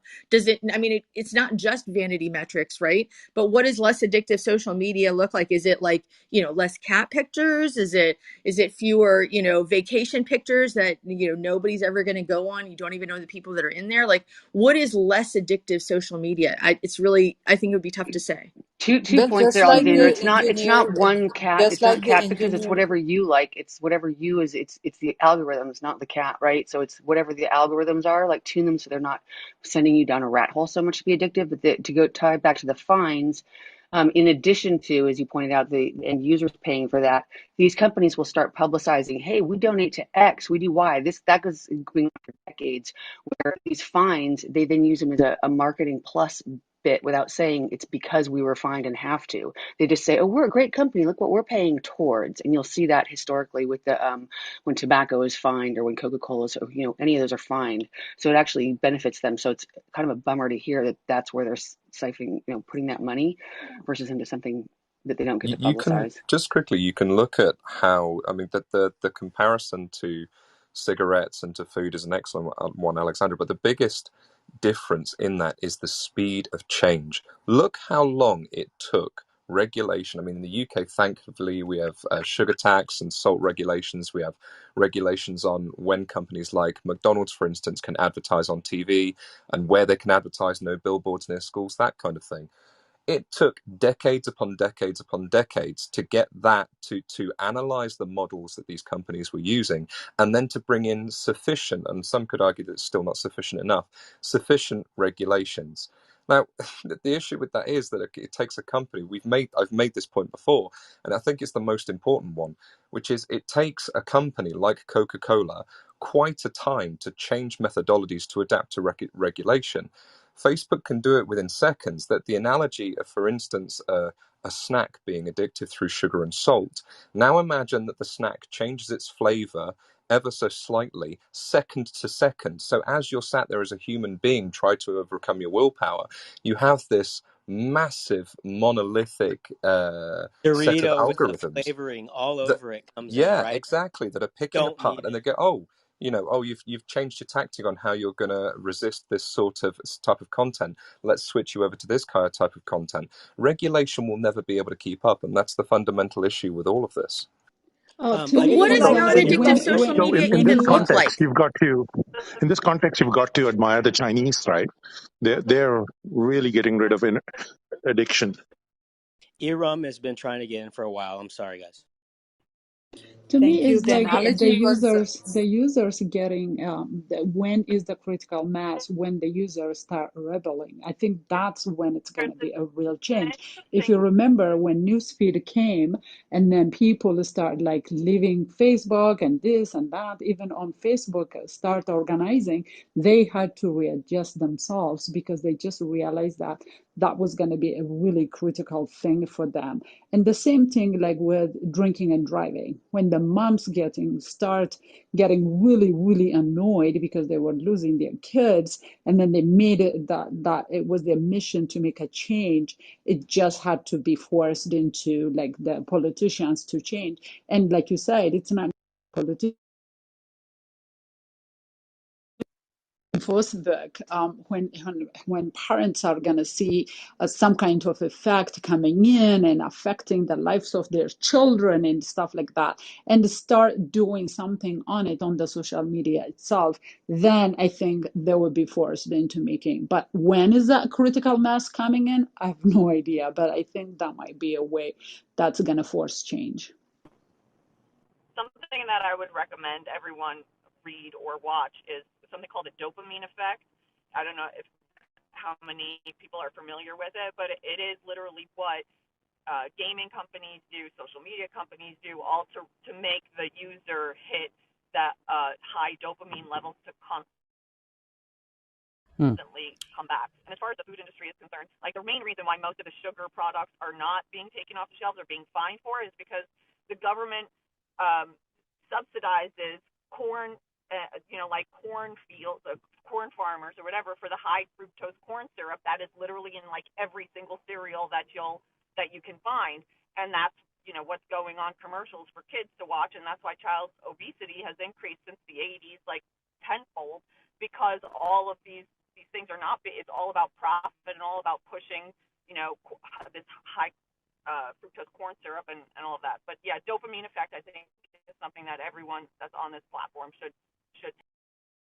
That isn't actually why the lawsuits haven't happened. But Aram, did you get a chance to speak?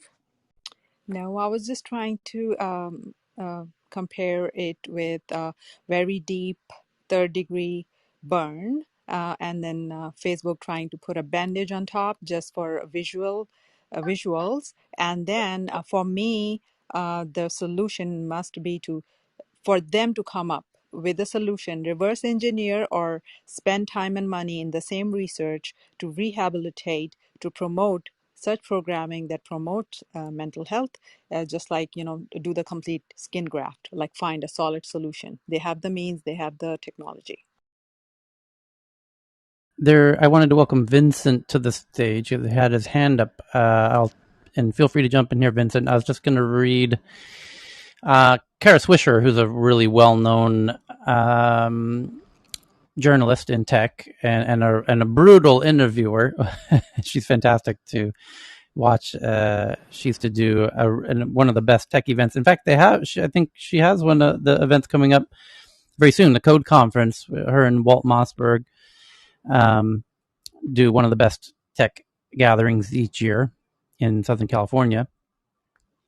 And she did a little piece in the New York Times on Friday, and she jumped in on this topic of Facebook to say what many people are saying in this room. She says in 2018, she interviewed Mark Benioff, who's the CEO of Salesforce, and he offered up an astonishing metaphor when she asked him for his take on the impact of social media companies. Mark responded by saying, Facebook is the new cigarettes. It's addictive. It's not good for you. And the government needs to step in. The government needs to really regulate what's happening. It's not just people on the stage who are making the comparison to cigarettes. It's even Salesforce CEO is as well. So there's also some really interesting other side developments occurring now, not only as a result of this Wall Street Journal series on Facebook called the Facebook Files. Not only are Congress members now working together to figure out what they might do about it, and we saw one headline around Thursday or Friday last week that they're insisting that Facebook not launch Instagram for kids as they were planning to do. Now, apparently, someone, Alex Kantrowitz, who writes for CNBC and others, found that an advertisement from Substack, which in some ways competes with Facebook, is where people go to write stories and are, they can get a cut of the revenue. It's kind of like a way to have your own email list or blog in a modern context. Anyway, Substack raised a whole bunch of money from Andreessen Horowitz. They're growing. They got a cool new business model that seems to be really resonating with users. And now they're hiring, and they've created they're advertising on Facebook to Facebook employees, which you can do. You can go on Facebook and make an ad, and you can target that ad to any demographic you want, employees at a certain company. Well, Substack has made an ad targeted to Facebook employees themselves. And the ad says, "Dear Facebook employees, you've already talked to the Wall Street Journal. Why not talk to us next?" Let's set one up for TNATW. That is brutal. I just tweeted it out so you can see this ad for yourself. And it's an ad that links them to substack.com/jobs. And so that you can leave Facebook and go work at Substack. And I love the line of, "You've already talked to the Wall Street Journal," because the Wall Street Journal series is based on, insider leaks, essentially. And what a interesting move by Substack. And there's another somewhat related article. Where did it go? Someone named Sophie Zhang says she calls herself on her Twitter bio. She says she's a Facebook whistleblower and stay-at-home cat petter. And she says, I've now heard from a number of current and former Facebook researchers who are deeply offended, not by the Wall Street Journal's reporting, but by Facebook's official statement from Nick Clegg.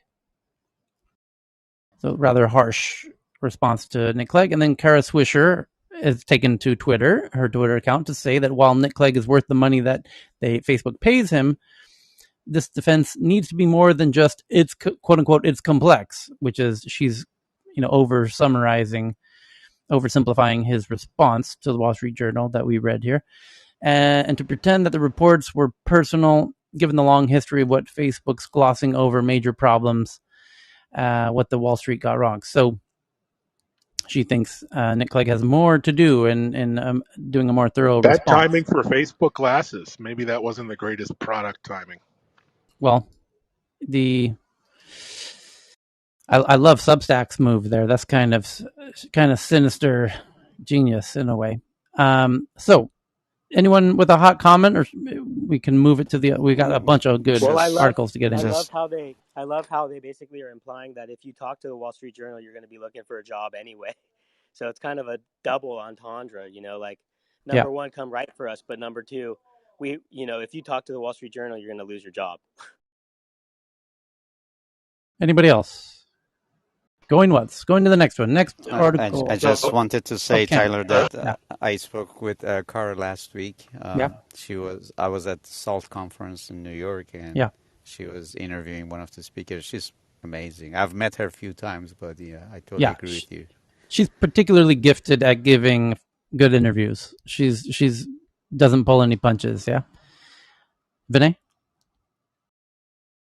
Okay, the next one is about iOS and iPad OS 15, which comes out today, and they're now reviewing it. Tech publications are reviewing it, and as one reviewer says, in my career as an iOS reviewer, I don't think I've ever seen a response as universally positive and enthusiastic as the general public's reception of iOS 14 last year.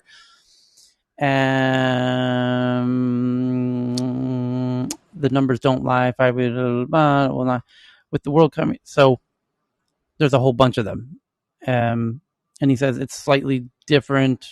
Generally, they like it. Surprisingly, iOS 15 doesn't introduce any notable improvements to what made its predecessor wildly popular last year. But in general, people seem to be very positive on iOS 15's changes. And then the next one is from Reuters. They say they have an exclusive. This one just came out 17 minutes ago. That Didi, which is the Uber of China, which had a huge crackdown, that Didi's co-founder told associates she plans to leave. And she believes that it says in this article that China, the government's going to take over the company. Didi Global co-founder and president Jean Liu has told some close associates that she intends to step down, two sources familiar with the matter said, as the Chinese ride-hailing giant faces intense regulatory scrutiny following its New York listing earlier this year. Liu, 43, has in recent weeks told some associates that she expected the government to eventually take control of Didi and appoint new management, said two sources. Liu, a former Goldman Sachs banker, told a couple of executives close to her in recent weeks, including those who had followed her to join Didi from Goldman Sachs, that she planned to leave and encouraged them to start looking for new opportunities as well, said one of the sources who was briefed on the matter. Some of those executives have since approached industry contacts for job leads. Ouch. Ouch, ouch, ouch. And this was something that we here assumed was going to happen when the Didi crackdown started months ago. There were indications that it looked like the government might try to take it over. And now we have Didi's co-founder telling sources that have spoken to Reuters. And David said that she's the daughter of a very powerful person in China too, right? Yes, he did. Like the chairman of a big manufacturing company. I don't want to say it, I don't think it was Level, no? Foxconn, but of Yes. on that level. Yes. Lenovo. Will she be? Yeah, will she be able to cash out? I don't know. I mean, she's a Goldman Sachs banker. She might have some kind of additional. She probably time it properly, right? Yeah. Remember, they had a unique situation, right? They had Yes. no vesting. It seems that might be the case. And DD stock is down 6.5%, and then of all of the stocks that I watch, the market's getting slammed pretty hard today. The only one that's up is Uber, out of like 50 stocks that I trade. and let me read this article because there might be some insights here. It says Didi, sometimes dubbed the Uber of China, has come under intense scrutiny since early July by Chinese authorities over its collection and use of personal data of users of its service. And by the way, there's more to that than meets the eye. Let me read that again. It says, and try and memorize the point of this. It says Didi has come under intense scrutiny over its collection and use of personal data of users of its service. Oh boy, I don't even know if this journalist knows how true that is. Because, as David Cheng confirmed, as other friends of ours in Beijing have confirmed, that I still to this day have not seen any tech journalist cover. That they're right. It says officials have, they when Didi did their IPO back in June, the government told them don't go IPO in New York, and Didi said, "Fuck it, we're going." And they went to New York and IPO'd. They told China to go fuck themselves, and they went and IPO'd in New York. Which is they jumped the drawbridge and they jumped the General Lee to escape Boss Hogg and Cletus, and they got away. And they went and IPO'd. It was a truly wild move. And then 24 hours later, the government shows up and starts cracking down on their data, as this says in that sentence I just read. They were cracking down. Authorities came in on the collection and the use of personal data of the users of its service. And again, no tech journalist ever mentioned this, but geeks on the ground in Beijing tell us that the real reason the government came in and shut down this huge IPO was because Didi, as that just said, collection and use of personal data of its service, was that government members regularly use Didi. And Didi had cameras and microphones in the cars. And they were recording video and audio of all of the rides to protect the drivers and the passengers, because a year previously there had been a rape of a female passenger by a Didi driver. And after that incident, they put in the cameras and microphones in the cars. And then the government found out, oh, Didi's doing an IPO. Oh, shit. Every ride they've ever done, all of that data might get out of China and into the hands of the wrong people. And there very well could be conversations of meetings in the back seats of cars or recorded phone calls of government folks revealing incredibly important information that we cannot risk getting out. So we must shut this down. Shut this party down. We got to shut this show down. That information cannot leave China. And sure enough, they acted in accordance with this conspiracy theory. That they went to Didi, said, show us the servers. Where are the servers? Where are the backup servers? Where's the cloud? And they shut it all down. That's what they did. That was reported. So, boy, does that sentence mean more than this journalist might realize. Let's read it again. Didi has come under intense scrutiny since July, when the Chinese authorities over its collection and use of personal data of users of its service. Yeah, damn right. Specifically, government users of its service. Reuters. but Tyler, there's an article here. I'm just going to read this out. China Securities Regulatory Commission Vice Chairman Fang Xinghai said recent actions would strengthen regulations for companies with consumer-facing platforms and improve data privacy and national security. So they are nationalizing all data, right? Everything. Yeah. It was particularly interesting how obsessed they were with Didi's data. And we saw that from the tech journalists said that.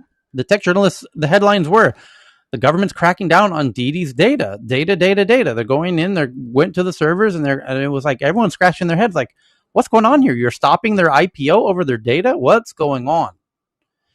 And then we found out what's going on, and still no tech journalist has come to that conclusion. Anyway, the article continues to say that billionaires minted by high-profile listings, such as Didi's $4.4 billion debut, have fallen out of favor as President Xi Jinping warns against the country's vast income inequality. Didi ran afoul of the powerful Cyberspace Administration of China when it pressed ahead with its IPO on June 30th, despite the regulator urging the company to put it on hold while it conducted a cybersecurity review of its data, according to people with knowledge of the matter. So the government had said, wait, don't IPO. We need to look at your data.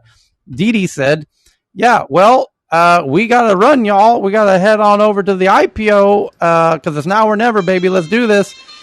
And they said, wait. We got to check all your data because there might have been some phone calls in the backseat of one of those 50 billion rides that happened in the past 3 years. And if it only takes one phone call in the backseat of a Didi, that could have been a huge, some leader of the CCP, talking with Putin about how they're going to something about nuclear missiles or whatnot. Who knows, right? So they also get to find out what they're talking about Z too, right? So Z gets to figure out what they're. So it says Didi ran afoul of the Cyberspace Administration of China. Soon after listing, the Cyberspace Administration of China announced an investigation into Didi and subsequently ordered the removal of its apps from the download in China, meaning no more Didi in China.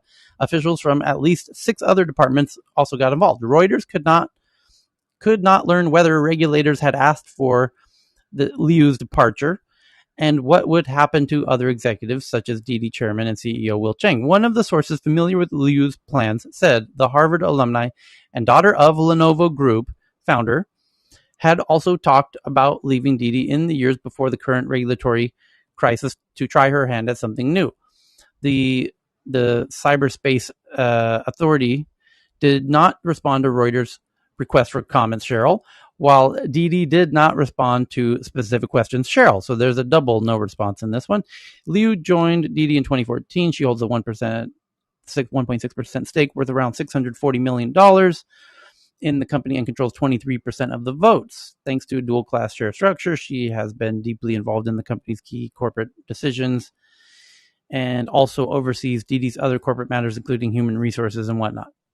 Okay. We clocked 50 and 51, and so we crossed 50 already. Cam? 51. Also, it seems in the process a new word has been created. Like people say, Google it or Uber it. There's a new word called "you don't want to get DD'd." You don't want to get DD'd. So the next one is Kuo, who's the world's top leaker of Apple info, is now leaking more info about the iPhone 14, next year's iPhone, not the 13 that's coming out next, that you can order now and get next week or later this week. But Kuo says that the iPhone 14 Pro will feature a hole punch design, meaning no notch at the top of the phone. It'll just be a pinhole instead of a notch at the top of the phone, and a new 48 megapixel wide camera. Following the hardware selling point for the 2022 iPhones is it'll also have an iPhone SE with 5G support and a new, more affordable 6.7 iPhone, and 2 new high-end models equipped with punch hole camera displays, replacing the notch, and a 48 megapixel wide camera. That's a huge upgrade for their camera. Okay.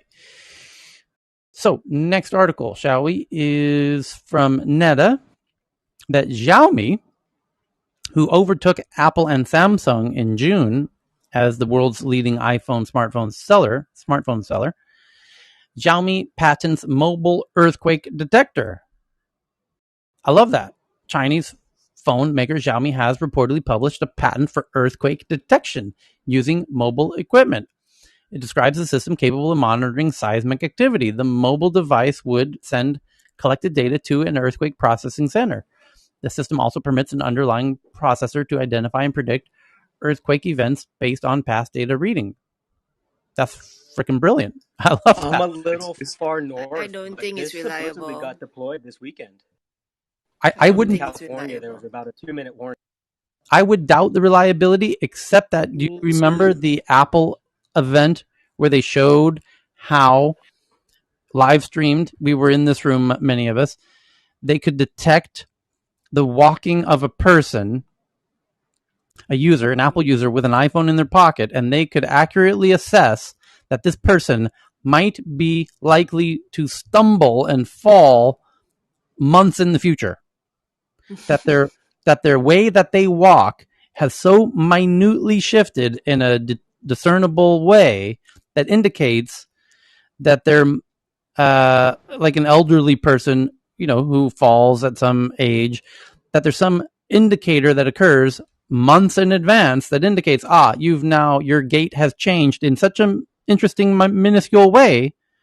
We can sense it in the phone sensors that you are now likely to fall in the next few months because you've shifted your walk in such a way that you probably don't notice yourself, but your gadget can detect it. Your phone notices the difference.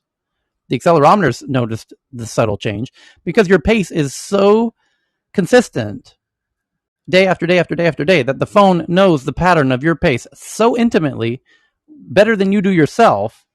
And so if your pace changes in any minuscule way, that could be, for example, a signature that means that you have some kind of situation that might lead to you having a falling in weeks or months to come. And when Apple revealed that in their event, I was like, holy shit, these folks have the sensors in this thing is off the charts. And so perhaps in a similar way, that similar type of sensor could detect. Collectively, you have millions of phones in Tokyo, right? And those millions of phones moving as a result of an earthquake, of course those phones are moving in people's pockets in a very interesting way, unique to earthquakes. Why not? Okay, in Japan, we already have apps that notice us before the earthquake happened. I have one which is on Yahoo app. So it is on an app on your phone, but it is not from the phone. If it's from the phone itself, it's definitely not accurate. Sure, but why not? You could figure out where the real epicenter of the earthquake is based on the movements of the phones. But isn't someone saying, like, you're going to fall or you're going to stumble at some point in the future? Isn't that basically like, those psychics that are like, you're going to meet someone whose name starts with L, M, and one of those letters? I mean, it seems like, it's 100% likely, right? Because most people at some point will do something that makes them stumble, whether, generally speaking, unintentionally, right? So, I mean, say you drink or you rock climb or whatever it is. I mean, even just walking around, like people do that, new shoes, whatever. So yeah, I don't know. I didn't think it was that revolutionary. Look at the video. But it's a video that you can watch. So if someone could find the Apple video about your gait analysis and likelihood to stumble, it exists. It's somewhere on YouTube. So we'll find the video and we'll tweet it out, and you'll watch it and you'll say, holy shit, Apple's saying that their algorithms can notify you. Be careful. We've detected a change in your regular gait that could indicate you might be more prone to potential falling. These gait analyses have gotten very, very sophisticated. That people use gait analysis for identity verification on cameras, not even the sensor in your pocket. There are cameras that identify people on their gait. Fully, no face needed. Identity based on gait. Ponder that one. So the next one is from Daily Mail, from Neta, that the world's first hands-free jetpack prototype is now unveiled. So if you ever felt like you want to be a goddamn comic book hero and have your own jetpack and fly around your fucking neighborhood and zoom over to the supermarket and pick up some laundry detergent, you can now do that. And I just tweeted it out just now. And there's a photo of the gentleman wearing this jetpack. Maverick Aviation has developed a prototype for its device called the Maverick Jetpack, which it claims will travel at speeds up to 30 miles per hour. And it could take to the skies in 2022. So here it comes. You can now go fight bad guys. You can be Spider-Man or Batman or whatever kind of superhero you want to be. Or just get your chores done in half the time. For like a 15-20 minute period, whatever the runtime is. Yeah, well, until the batteries get better, I guess. But let's see. Let's crack this open. Let's find out what the battery time on this bad boy is. It says, from James Bonds to the Jetsons, jetpacks have been a staple feature in blockbuster movies for years. Now the technology slowly but surely becoming a reality, with one company unveiling what it claims is the world's first hands-free jetpack prototype. Maverick Aviation has developed a device called the Maverick Jetpack. Unlike many existing jetpacks, which require intense training to get the hang of, the Maverick Jetpack has a built-in autopilot system and is intuitive to control, according to the team. The developers believe the device could be used to enter structures that are difficult to access in the near future, including wind turbines and construction sites. It's the brainchild, whatever. They do an interview with them, and there's a whole bunch of photos. It looks like a backpack. It's a backpack. You put on the backpack. It's got 4 jets. And does it say the flight time? Well, there's even a video of the person using it. But someone will have to read through the whole article to find out what the flight time is. I don't believe this is electric. This is driven by gasoline or something like that. Jet fuel. You don't have to be a superhero if you want. You could be a super villain. I mean, it's an equal opportunity product, I think. Yes. Yeah. Yeah, those jets are RC jets by the looks of it. So they'll run on a similar mix to those. I mean, yeah, there's been a couple of people. I can't remember the guy with the wings who uses them as well. That's been doing it for several years. It's a similar technology. So next one up is from Evan about a super yacht, like a crazy massive super yacht, like a 5-story super yacht, 428 foot. I mean, you could, this is like a Steve Jobs level super yacht. The super yacht can cruise emissions free thanks to Viking Age inspired sails. So it's it used to be that all boats were powered by sail, but yes. So I guess it's not that high tech. Yeah. And then Evan also sent in this one from Nikkei Japan that fake chips are slipping into the supply chain. Industry insiders warn semiconductor shortage pushes electronic manufacturers to risky procurement. And there's now a black market for fake chips because there's a huge demand and not enough supply. So people are going to get creative. What could go wrong in airplanes or cars? Yeah. And Evan sends in this one from CNBC that climate migration is already happening for homeowners who can't afford it. That half of people who plan to move in the next year are factoring in climate change into their moving decisions. And I mean, the wealthy and the upper middle class are going to do fine, right? Because they're just going to move. I mean, countries, states, coasts. Yep. I mean, that's the problem. The problem is the people who can't move. Yeah. So next up is from Neta that Universal Studios Beijing Resort opened its doors to the public after a 2-decade wait, including delays because of COVID-19. The park is Universal's largest and 5th globally. Universal Studios Beijing. And Eli sends in an important one that Greenland sea ice now at the lowest recorded extent ever. We're coasting towards tipping points. Now would be a great time to step on the brakes. Greenland sea ice is at its lowest extent in recorded history right now.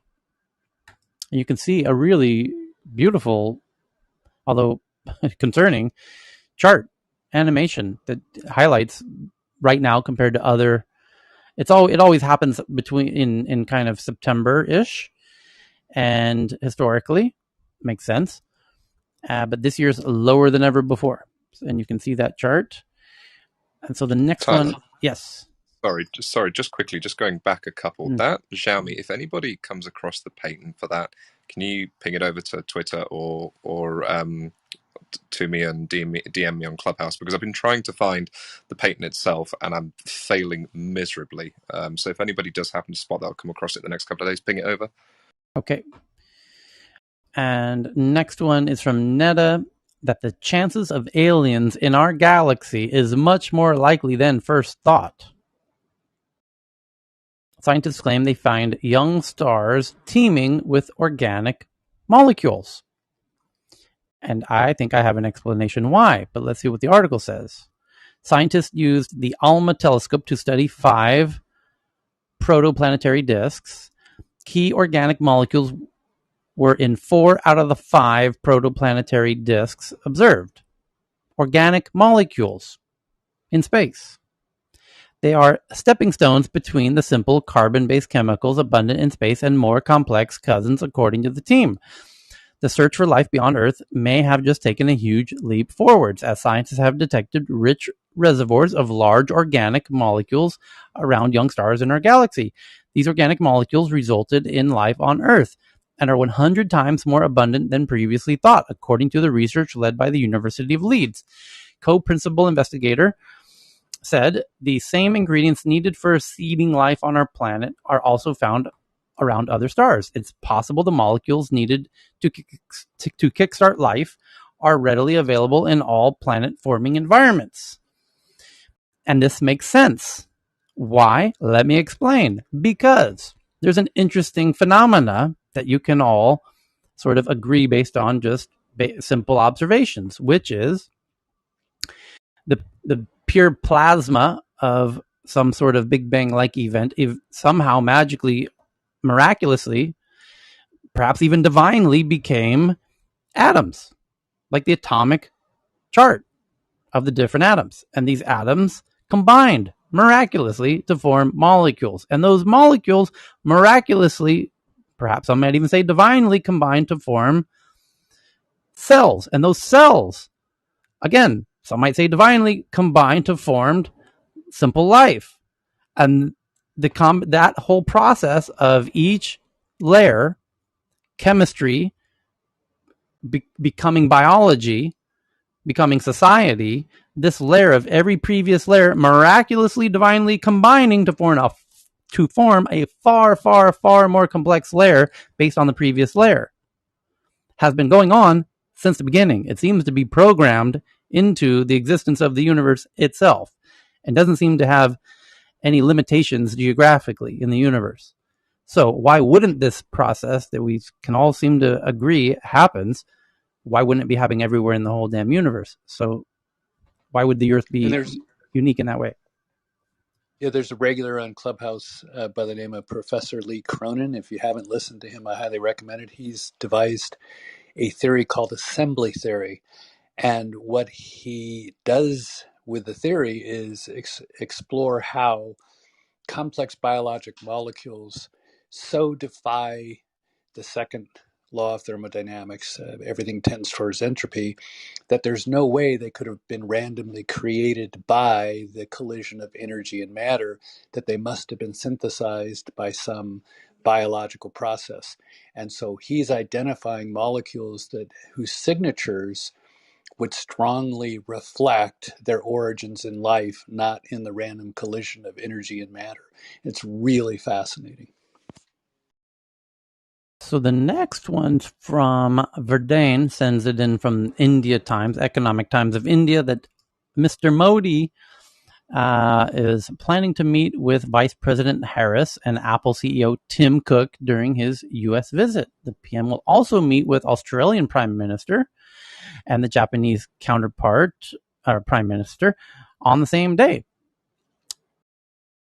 A lot of important meetings for Mr. Modi. And then Netta sends in another one, that Britain's warships of the future, the Royal Navy unveils Avengers-style ideas for a drone station attached to a balloon in the stratosphere. a stealth submarine carrier, and an autonomous fighter, to name a few. The detailed concepts include 4 potential Royal Navy vehicles that could deploy from Portsmouth Harbor. So I just tweeted that link out from the Daily Mail for those who want to see that. And then the next one, also from the Daily Mail, about 40% of young people fear having children due to what? It's a perfect Raising them in opportunity. this society? Affordability. 40% of young people fear having children due to what? The cost. Social media. Cost of living. Dying. COVID. Climate change. Oh, we have a winner with Carl. He wins it with climate change. Someone else well said done. that. Yeah, somebody else said that before. So you both win a point. But why is that? The study draws on surveys of 10,000 children and young people from 10 countries, including the UK. And scientists, nearly 60% said they were very or extremely worried about climate change. 39% said they are even hesitant to have children due to the risks of climate change. The majority of young people are filled with anxiety over climate change. A new survey has revealed. A study based on surveys of 10,000 people found that 3/4, 77%, thought the future was frightening, and nearly 6 in 10 said they were very or extremely worried about climate change. More than half said they had felt afraid, sad, anxious, powerless, helpless, or whatever. And almost half, 45%, said their concerns negatively affected their daily life. Young people also feel governments are failing them, betraying future generations, lying about the impacts and actions taken on climate change, and dismissing people's distress about the issue. Less than a third, 31%, think governments are doing enough to avoid catastrophe, and almost 2/5, 39%, said they are even hesitant to have children, although the figure ranges quite widely between different countries. The University of Bath's study said it pointed to a horrific picture of widespread climate anxiety in children and young people, and it suggested a link to government inaction. The study, which is under peer review for publication in The Lancet, collected data from 10,000 young people aged 16 to 25 online. Respondents came from 10 countries: the UK, Finland, France, Portugal, US, Australia, Brazil, India, Nigeria, and the Philippines. The survey, developed by 11 international experts in psychology, child and adolescent mental health, and climate anxiety, was conducted earlier this year. Prediction: next election cycles, we're going to see politicians flipping their climate change denial to capture the younger demographic. Yeah, as soon as these kids get old enough to vote. The next one.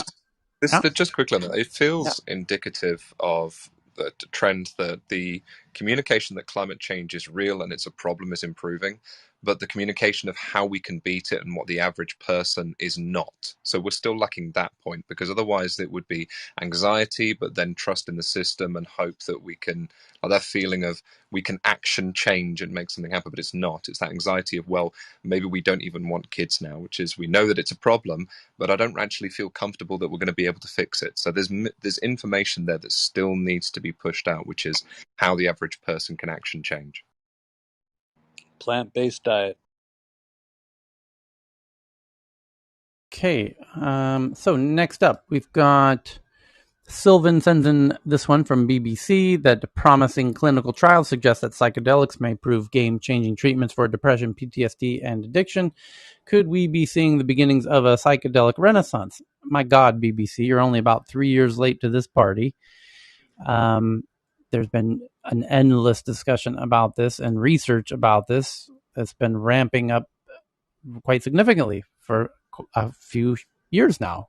And that might be the 50th headline, nearly identical, nearly verbatim, that I've seen. So you're a little late to the party on this one, BBC. The next one from Jeff G. says, from CNN, according to analysis, the vaccine gap stokes super spreader fears ahead of the UN's first post-COVID UN General Assembly, which usually happens in September.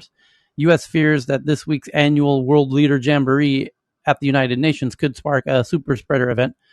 Will highlight the stark inequality of how COVID is being addressed, which is a really interesting point. For those who don't know, there is an annual gathering called the UN General Assembly, where all the world leaders meet at the United Nations in Manhattan, and right off, First Avenue. So, yeah, every world leaders there in the building at the same time, and yeah, so with everyone there from all over the world, you could have a super spreader event, and they bring up a good point. It will highlight the disparity of how COVID's been dealt with all around the planet, and hopefully they get together and work out a grand master plan. Don't hold your breath. Yeah, it will be fine because BTS was there in the UNGA today. I don't know if you guys saw that. It's trending like crazy. BTS did a music video in the UN General Assembly. No, I didn't see that. The next one from Bloomberg, hybrid vehicles are key to India's electric shift.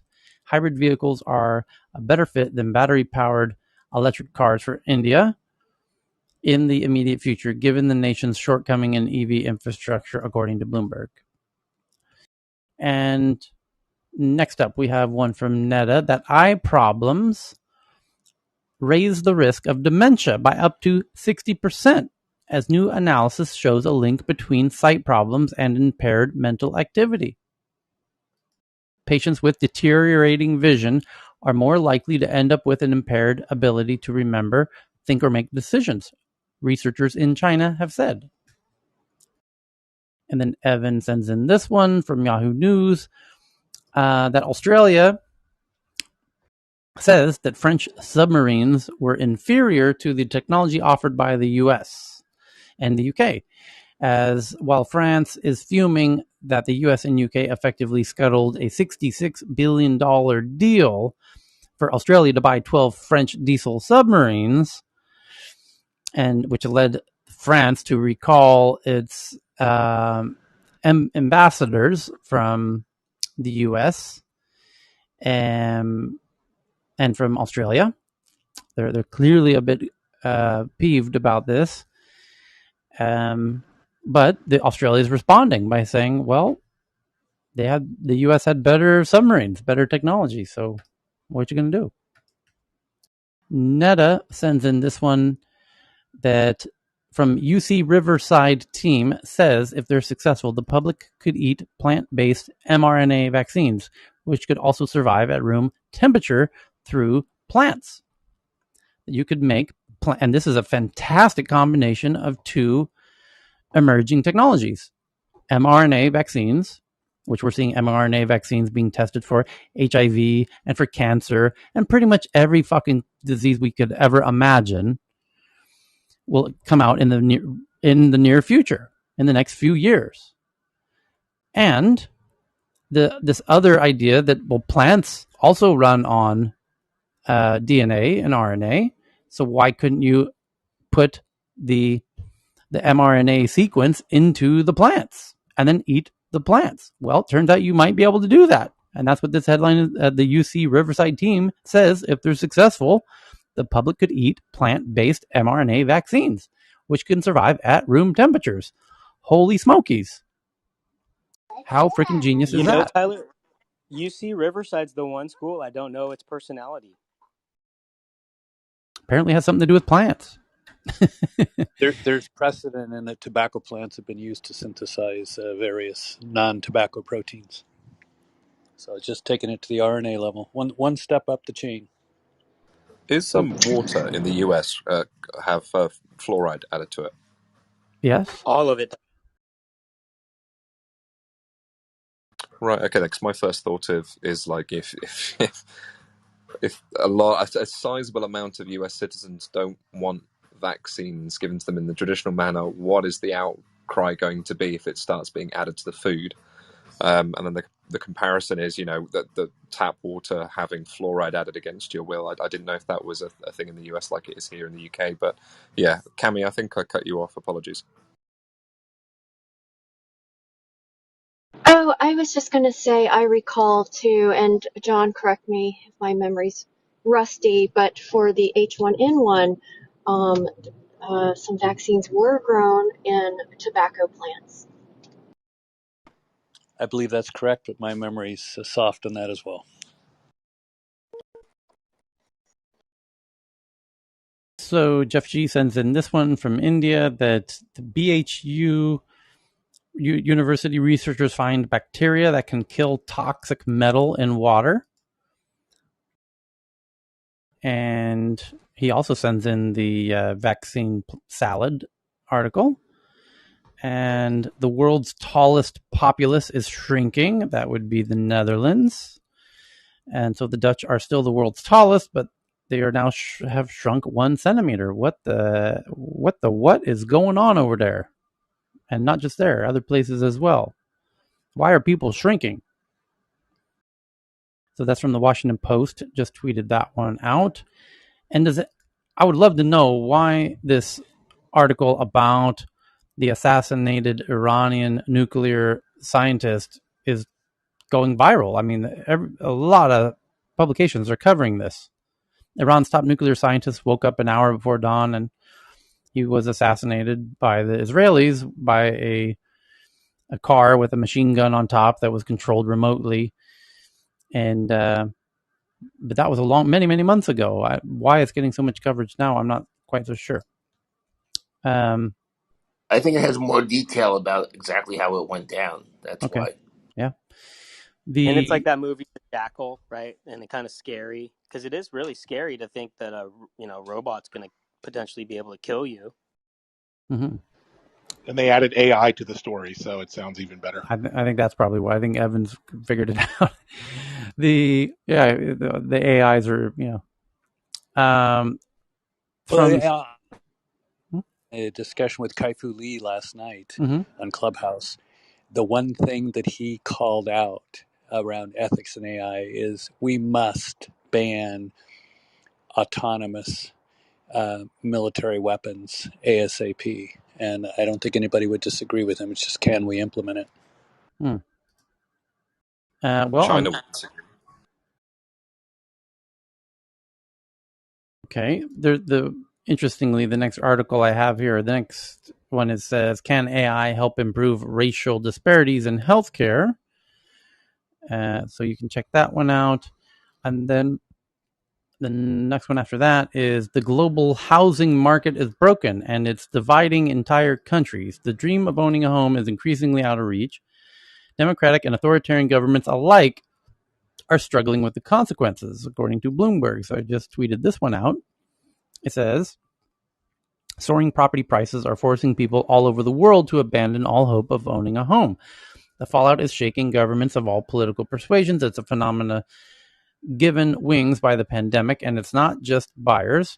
Rents are also soaring in many cities. The upshot is the perennial issue of housing costs has become one of acute housing inequality, and an entire generation is at risk of being left behind. Here's the quote. We're witnessing sections of society being shut out of parts of our city because they can no longer afford apartments, Berlin Mayor Michael Mueller says.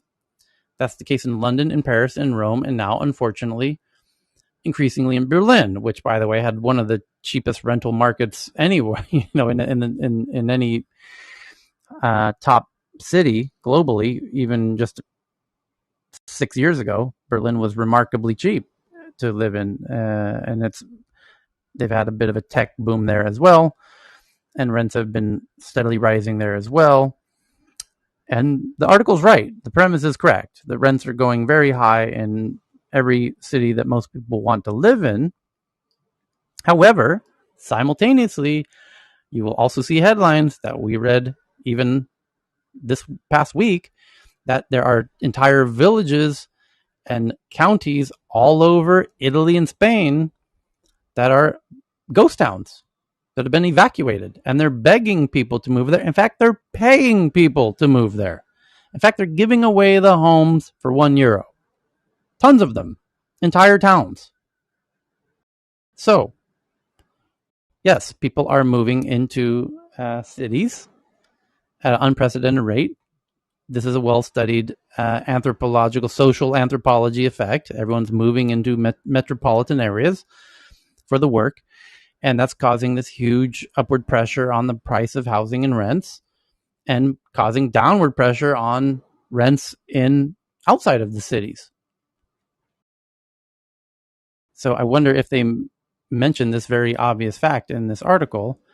What they do show is a chart about the housing affordability is getting worse.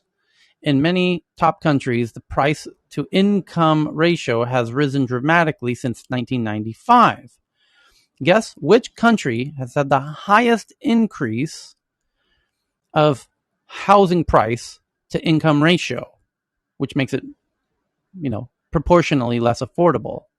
Which country has had the highest increase of housing prices as a percentage of income? Canada? China. The China before US. the lockdown. Norway. Hong Kong. Japan? India. Tokyo? Japan? No, Tokyo is not expensive. It's reasonable. In fact, Japan's one of the few going the other direction, has become more affordable. Isn't it Canada? No. Okay. I don't think it's Singapore. Did anyone say UK? China. London? No. Did anyone say New UK. Zealand? No. Somebody said No. Norway. Who said Norway? Me. No. So Carl gets another point. The top answer was Sweden, with over 100%. I thought you say housing prices have doubled relative to income increase. So housing is relatively twice as expensive relative to the income in the increase. city, you mean? Because you mentioned that country. Sweden have lots of land. Yes. So why is it going up if they have abundance of land?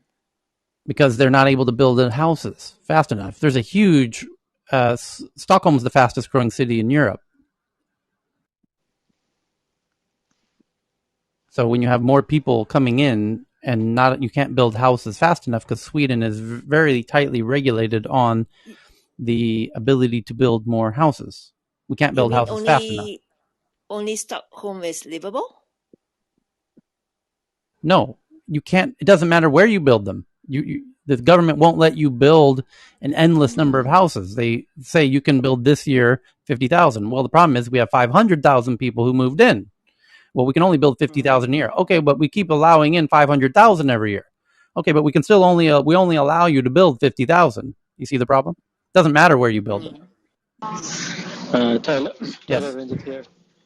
Yeah, it also adds up to the point that when you build a house or set of apartments, government also need to verify that all the necessary amenities are around, right from kids' school, bus stations, train, all the necessary grocery shops. So all that ecosystem should be around. Else, it's going to hurt. So there needs to be a total ecosystem should be built. It's not just build just a couple of apartments or out there.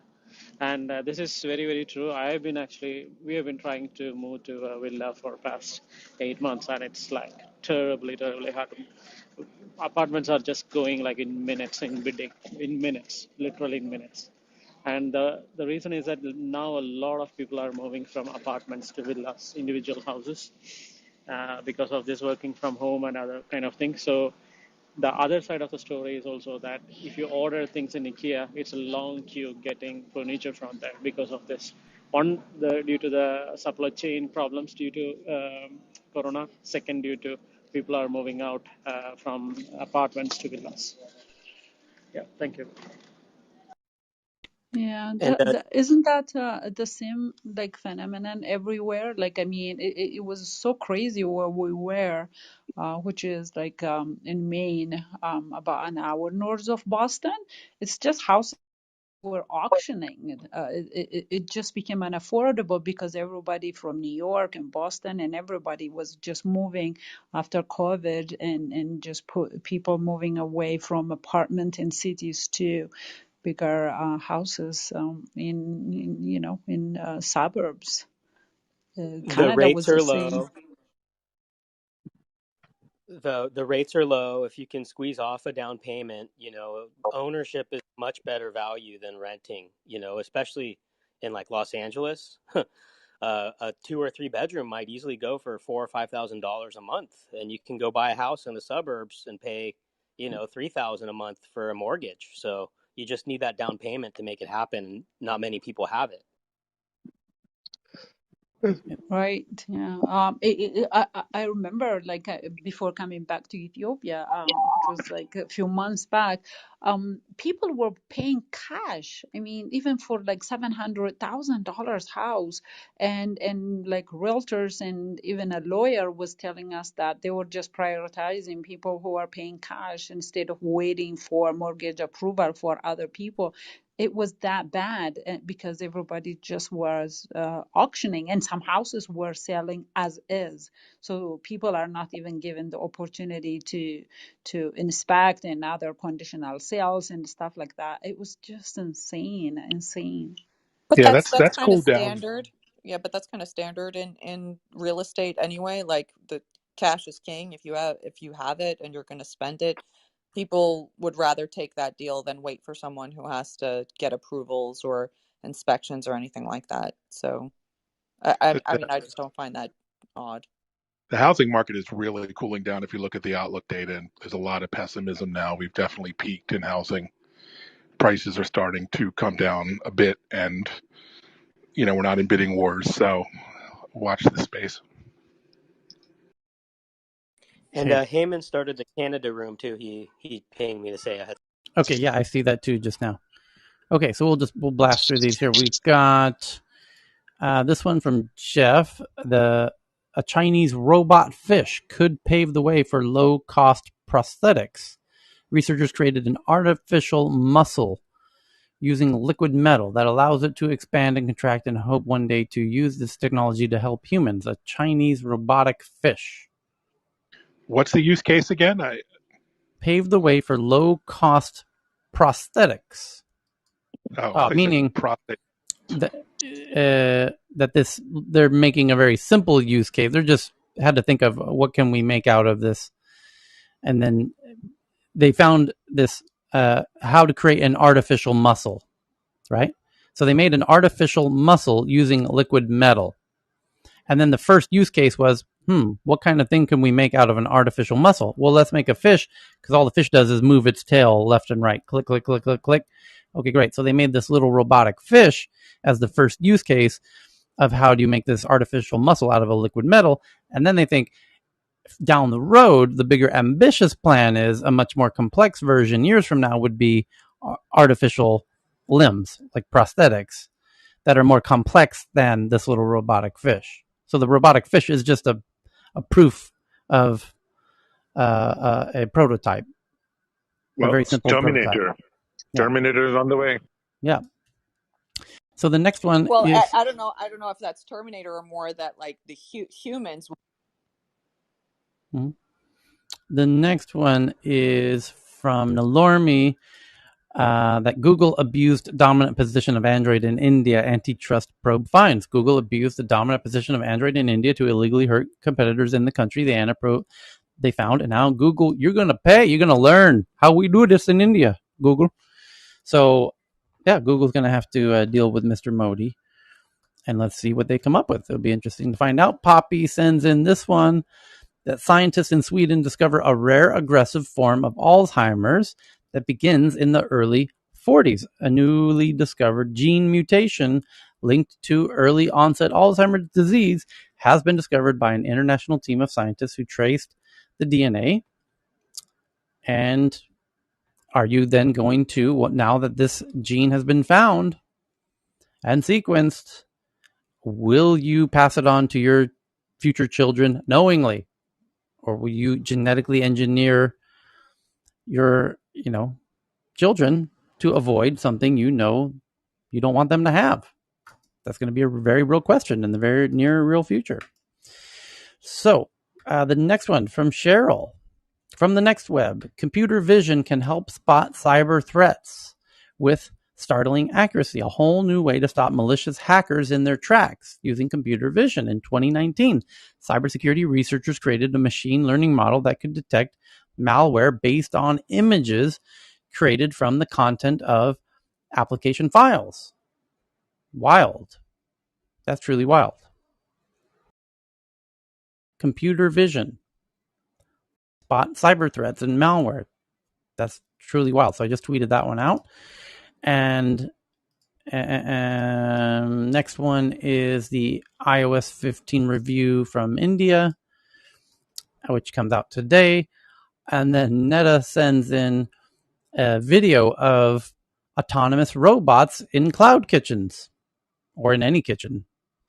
But it shows a whole bunch of different robotic kitchens.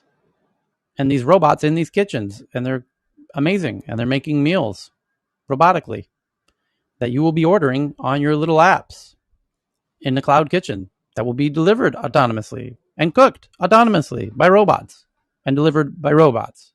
And you got to see these robots in these kitchens. They're not what you think they are. They're very kind of wild.